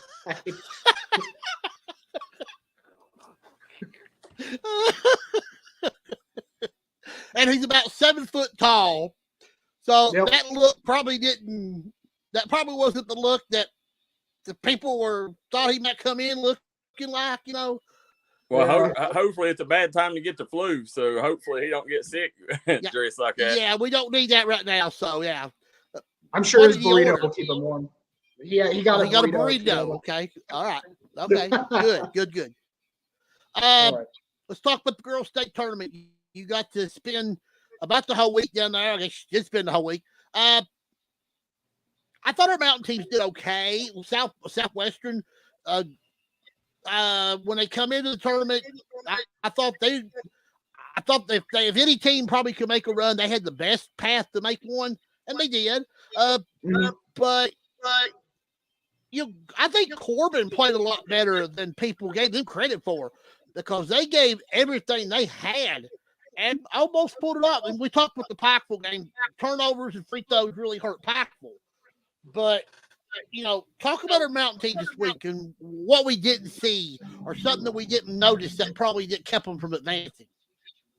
Well, don't forget about Letcher Central. I mean, Letcher Central. Yeah, Letcher Central. They competed about as long as they could against a Bowling Green team like that, and you know, Yeah. For me, for that game on Thursday morning, that was about as expected. Pikeville, they just couldn't find a rhythm. They couldn't find a rhythm early, and they could not compete with the physicality that Cooper brought. And like you said, it was turnovers and free throws. Corbin, and I kid you not, CJ, with Corbin, Les Dixon and I were sitting up in the basically the rafters of the arena, and we were sitting there, and we weren't debating on whether or not Corbin would lose. We were debating on whether or not it would be a running clock. And for them to come out like they did, there was like what I'm sure you watched it. There were like 3 or 4 times where you thought it's over, it's over, and then they get a steal, and then they have 2 quick buckets, and they'd be within 5. So, Kaylee Housley had a great game. Darcy Anderson had a fantastic game. I'm excited to see what Corbin does next year, and Isaac Wilson is too. I talked to him before he left.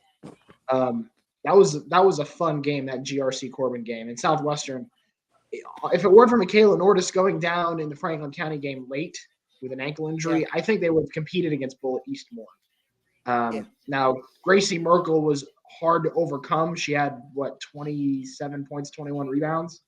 In that game against Southwestern. But man, I mean, out of all of the teams in Sweet 16 that I was there for, I was the most impressed by Corbin. I was really impressed by Corbin going up against GRC like that and competing for the whole 32 minutes. So if you look at the teams if you look at our mountain teams that were down there, Pikeville, they only got 1 senior. Darryl will correct me if I'm wrong. Corbin's only got 2 seniors. Letcher Central, they have the most to lose because they had 3, but they lose 3 really valuable seniors. That losing Kaylee Banks is going to be extremely hard for Letcher Central. And then Southwestern only got 2 seniors. But if the rosters of these teams are really young, and they could be right back there again next year. Absolutely. I think Southwestern will be. I think that's a very well put together program. They'd have to get through Mercer County, who's always a threat, and they'd have to get through Pulaski, who's I'd have to look again at Pulaski and see what they have coming back. Now Danville's only got 1 senior, so Danville's going to be strong again. Yep, Danville too. Yeah, and what was it, DCA that won the All A in girls? Yeah, Danville Christian. Yep. Yeah. Corbin, they once again they have to get through the 13th region, but I think they can make a run with how they handled the Sweet 16. I mean, once again they'd have to get through the 13th region, but but yeah, I think Pikeville could be back here again. I think Pikeville has probably got the easier path of all of them. Because I don't think the 15th is going to be that strong next year. Darryl can Darryl chime in on this real quick. The 15th, is it a Pikeville runaway or can they? Don't forget about Lawrence County. Lawrence County is going to be the favorite coming in. I mean, they got the best player in the mountains, and they got Brooke Neal, getting back healthy. They'll be the favorites now. Pikeville, you never know, what could happen there. And Leanne Jackson has another year that'll give them a bona fide big down there. But, no, I would say even with that star-studded backcourt that Lawrence County would still be the favorite. But Pikeville will be right with them, right? Yeah. Oh, yeah. Yeah, it'll be them too. And then it drops off a little bit. Floyd Central maybe. Yeah, you got Floyd Central. They'll be solid next year. Paintsville, I think they lose 1. They'll be right there. Martin County will be another team that's going to be really good next year.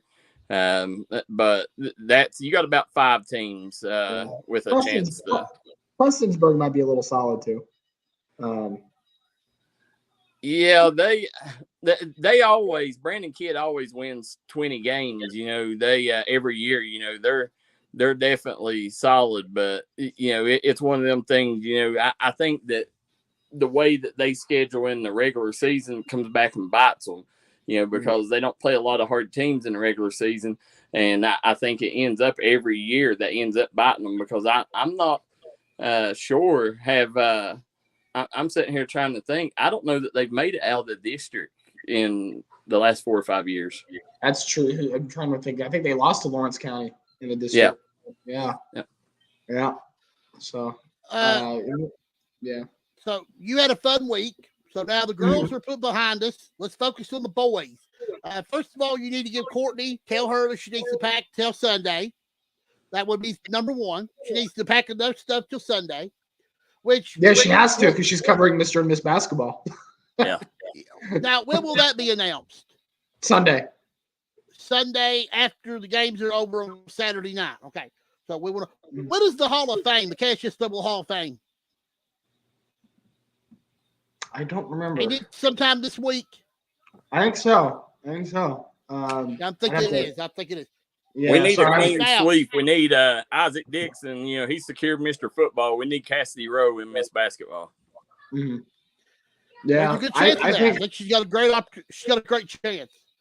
Absolutely. Let's talk about her and I know. Yeah, her and the girl from Anderson County, I think, are the top two. Yeah. But with boys, I mean, tough for the mountain teams. I mean, being stuck in that bracket with GRC. I mean, that's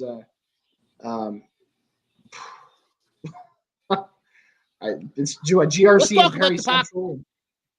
North Laurel, Pikeville. Let's talk about the Pikeville North Laurel game first, because it's the game I think it's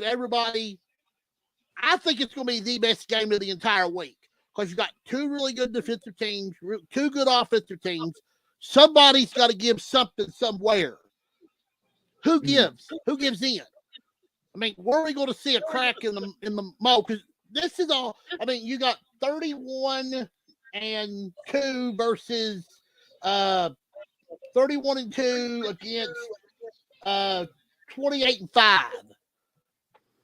Well, you got to keep in mind, North Laurel, they were tested back in December. I mean, they had a lot tougher. They were playing Covington Catholic. They were playing, all these teams out in Louisville and the teams out of South Carolina. Pikeville didn't really do that. So, but I mean, you gotta. I think North Laurel wins for no other reason that they are much better in transition than Pikeville.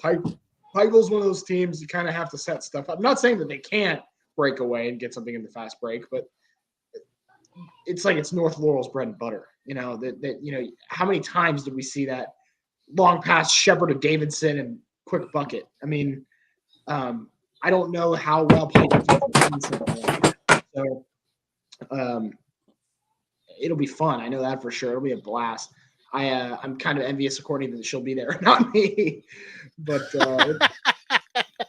should be a fun one. I'm excited to watch it. I might have to buy the NFHS stream so I can watch it. Oh no!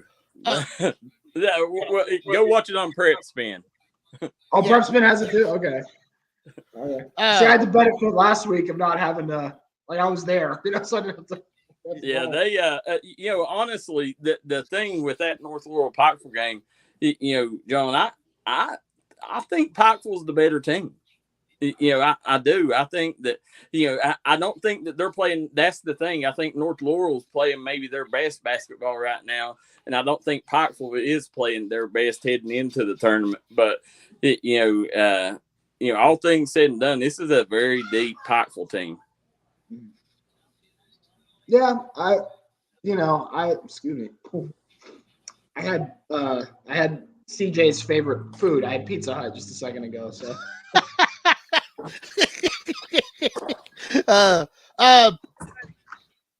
I'm rooting for Prairie Central, but that's going to be just climbing up a hill without a rope. I mean, you're playing a GRC team that's got two Division I players, ranked top nationally, number one in the state. I mean, what can Prairie Central do here? Is there anything they can do? Hold the ball for the whole game? I mean, yeah, Blakey boy. Pull Tommy McKenzie like he did last year. Get a 2-point lead and then hold it the rest of the quarter. But no, it's a tough draw. Well, same thing with whoever wins the North Laurel Pikeville game. I mean, they're gonna have to play GRC. So that's kind of why I picked the girls tournament, because I kind of thought in the back of my mind, like, okay, great. So GRC is going to win that group of 4. And I'd rather go to the girls tournament. I'll get to be in Lexington longer. And that's what happened. But I think Lincoln County's got a good I think Lincoln County's got a really good chance of going to play Saturday morning. I think so too. I thought that was a good draw when I saw the 12th. I thought that was a good draw. Yeah. I would have loved to have seen Pulaski County in there. Then we could have followed them. But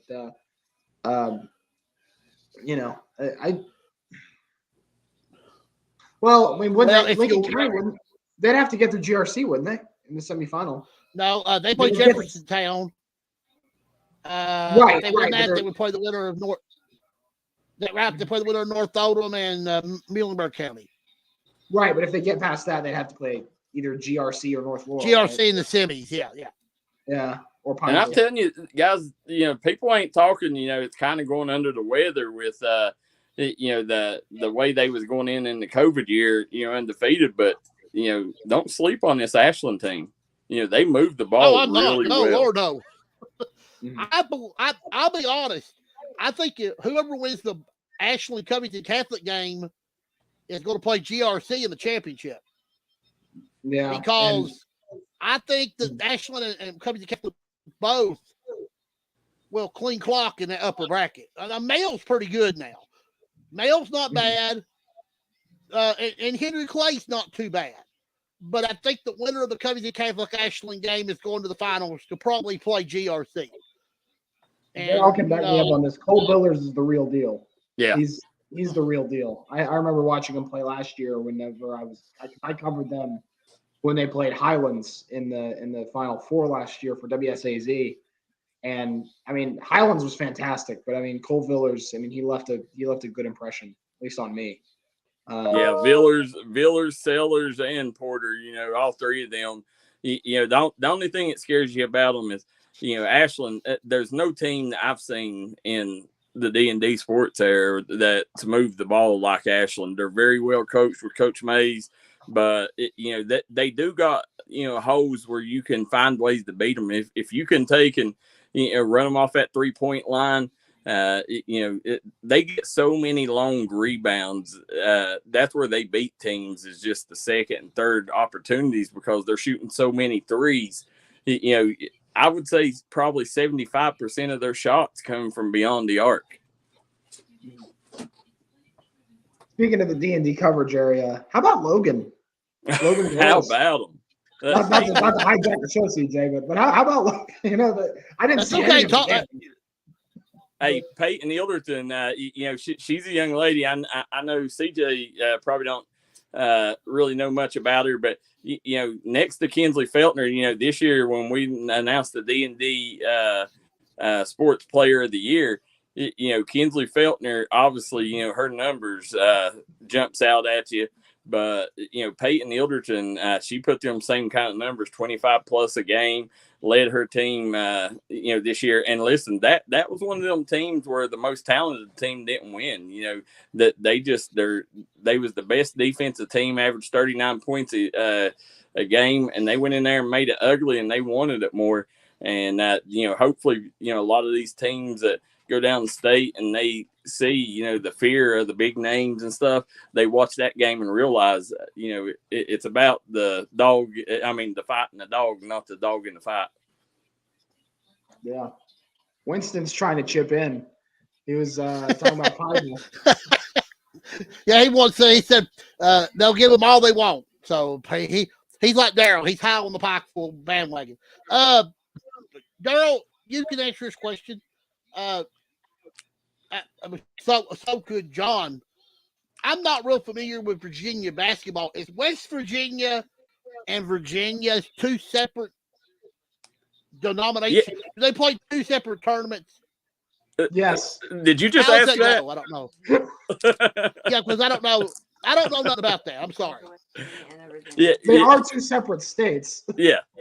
Because I know Virginia's and West Virginia. Yeah, they're I don't know about West Virginia's got class. It's got 4 classes. They just reclassified. They got a Catholic school class, and they play theirs in Charleston. And then the Virginia. I'm not sure exactly. I would assume they play it up near Richmond or somewhere. But yeah, they're 2 different entities. Yeah, it's two separate states, Virginia and West Virginia.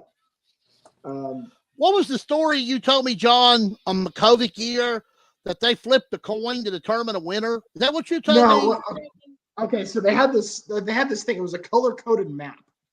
Daryl will know all about this. Especially in Mingo County, he will know all about this, Yeah. So it was based off of how many COVID cases are in your county.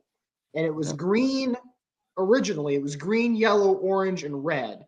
At one point, they added gold. So if your county, and this was a weekly thing, if your county was green or yellow, you could play. If your county was gold, you could only play teams within your same county or other gold counties. If it was orange or red, you couldn't play. So there were teams in West Virginia. Daryl's loving this.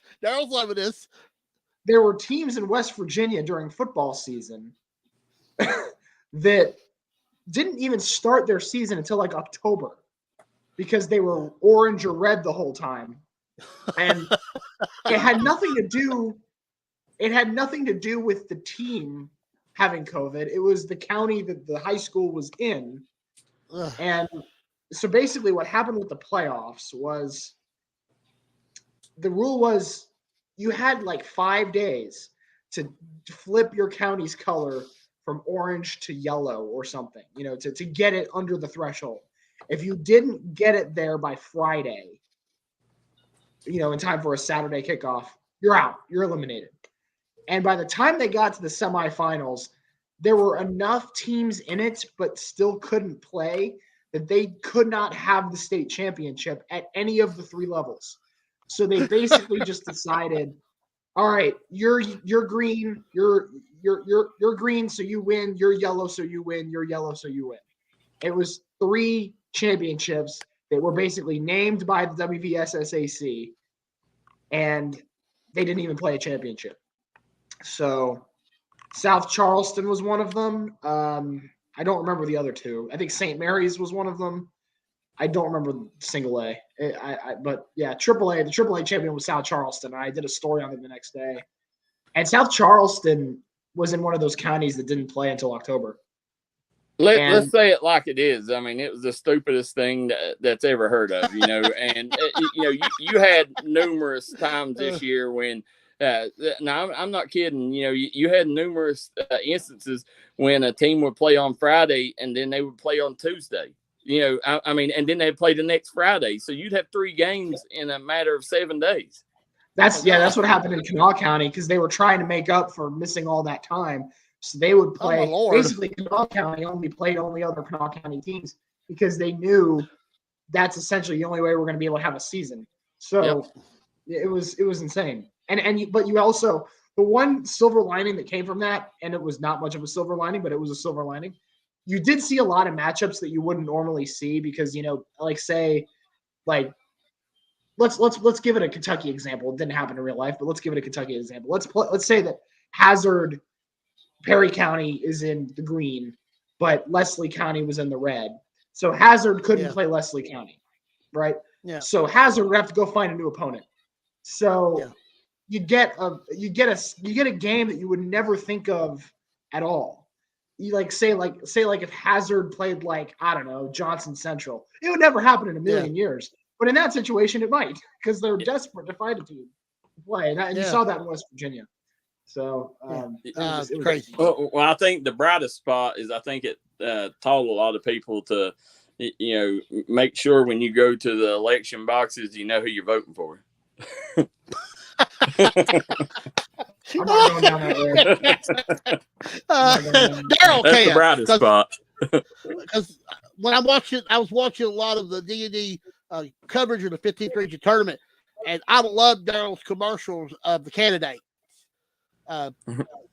and some of them were pretty good. It's one of them things. It's a lesser, you like, okay, it's a lot of candidates, but you got to realize, the 15th region, and by the way, WYMT done an outstanding job covering the tournament. But it's one of them things where, the 15th region, I guarantee there's not a region in the state that it costs more to do the tournament. So, these candidates that stepped up, virtually made it possible for these kids to get seen. So definitely, wanted to give, them as, much airtime as they could for, making that possible. You did a good job. I was very impressed. I liked your commercials. Every one of them that you made and had them, they were really, really well put together. I liked them. I did. Appreciate that. Yeah, no problem. A couple of things, John, I'll let you out of here. We just talked with Daryl about this. I just want to go with you.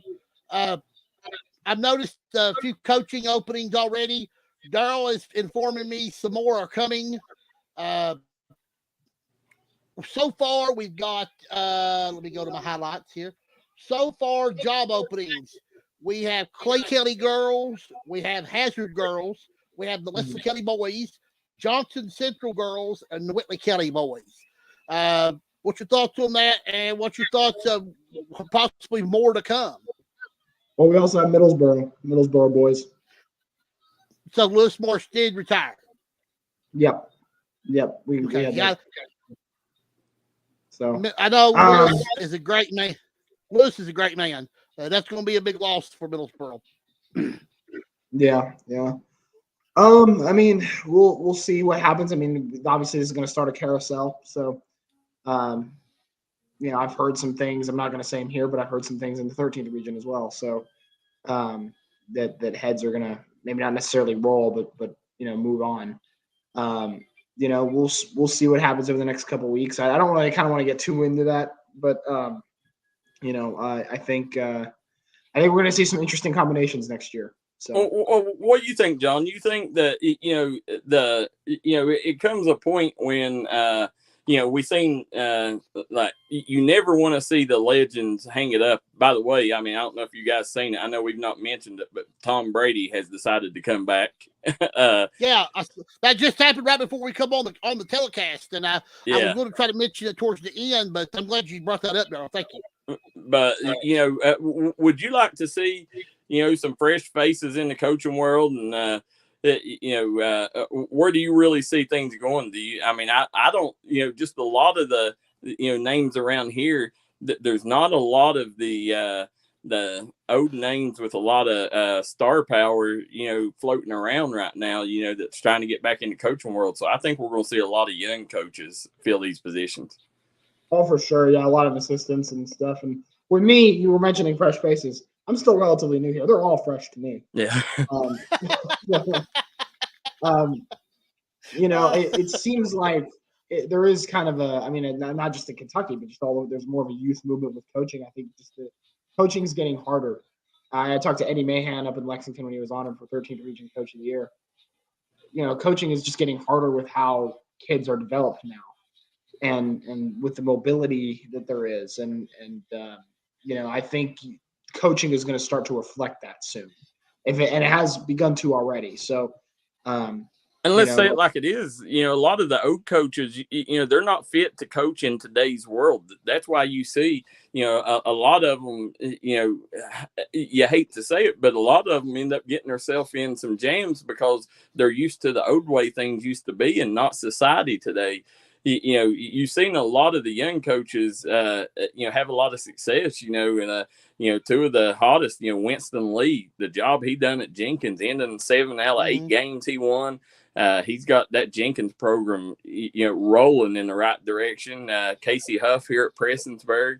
I really think the younger coaches are more fit in today's world to put up with, some of the stuff that they have to deal with the issues with kids on and off the floor.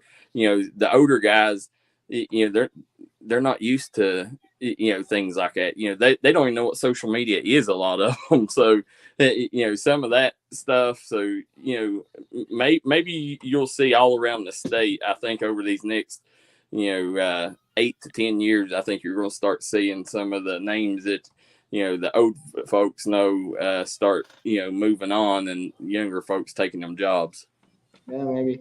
I would love to see if some of these older coaches could adapt. I mean, can you imagine Al Holland with a TikTok? That'd be fun.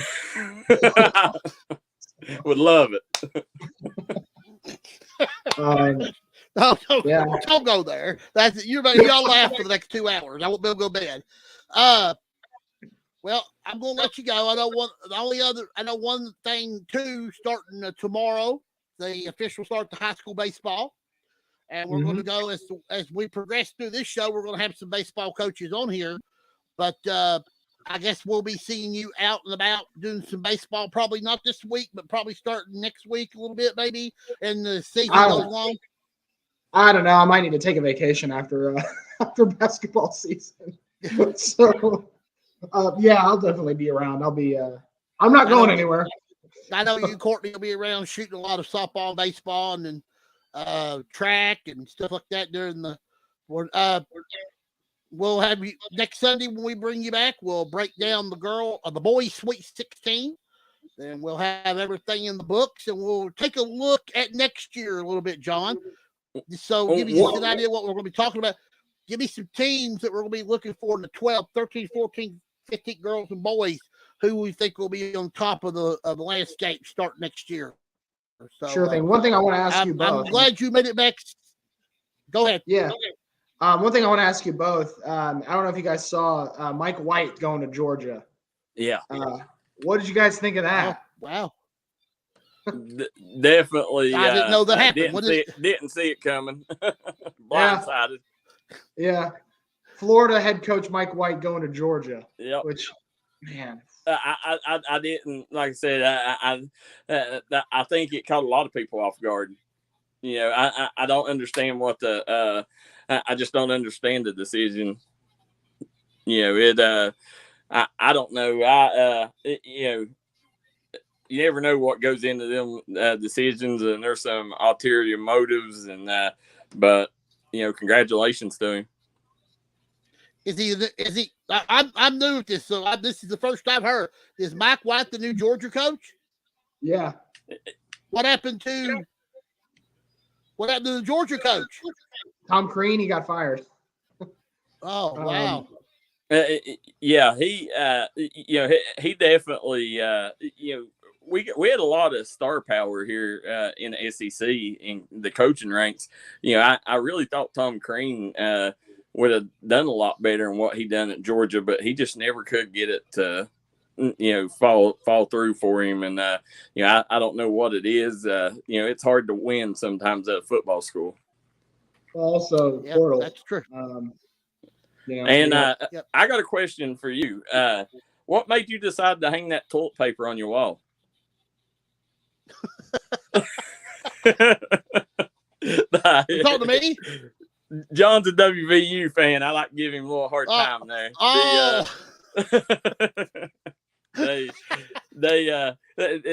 This year, what do you think is Huggy got more years, or, you know, as a WVU fan, what's your thought process on Huggy Bear? Is it time for him to go, or do you want to keep him?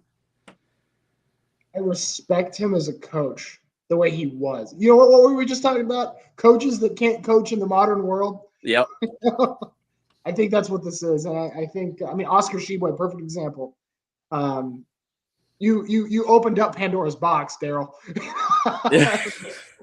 I like Bob Huggins. I think he was great 10 years ago. I think they're in the same mode, West Virginia, as they were with Don Nehlen with football back in the 90s. Yep. They didn't, because he had done so much for the program, they didn't want to admit that he was kind of past his prime and kind of being more of a detriment to the program in terms of recruiting and building it forward than he was by being there. And I think that's where they are with Huggins. Well, if they don't get rid of him this year, you know, it almost seems like they're kind of at the point where they're going to let him go out on his own terms. Well, he's already there. He has a lifetime contract, essentially. So. Oh, okay. Well, his contract goes to like 2027, and like the contract, because I remember when he signed this contract, this was back when I was in college and I was a reporter there.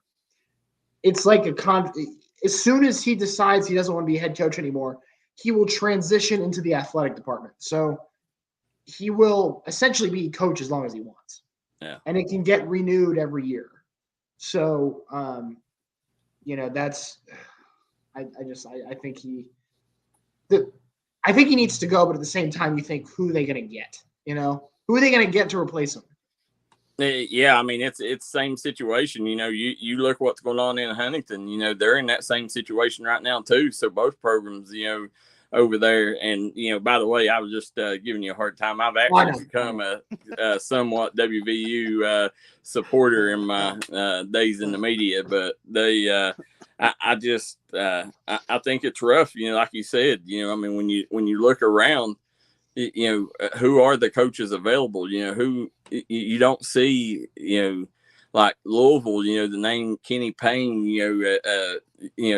going, you just don't see any big name assistant or you don't see any big name. I mean, honestly, if they get rid of him,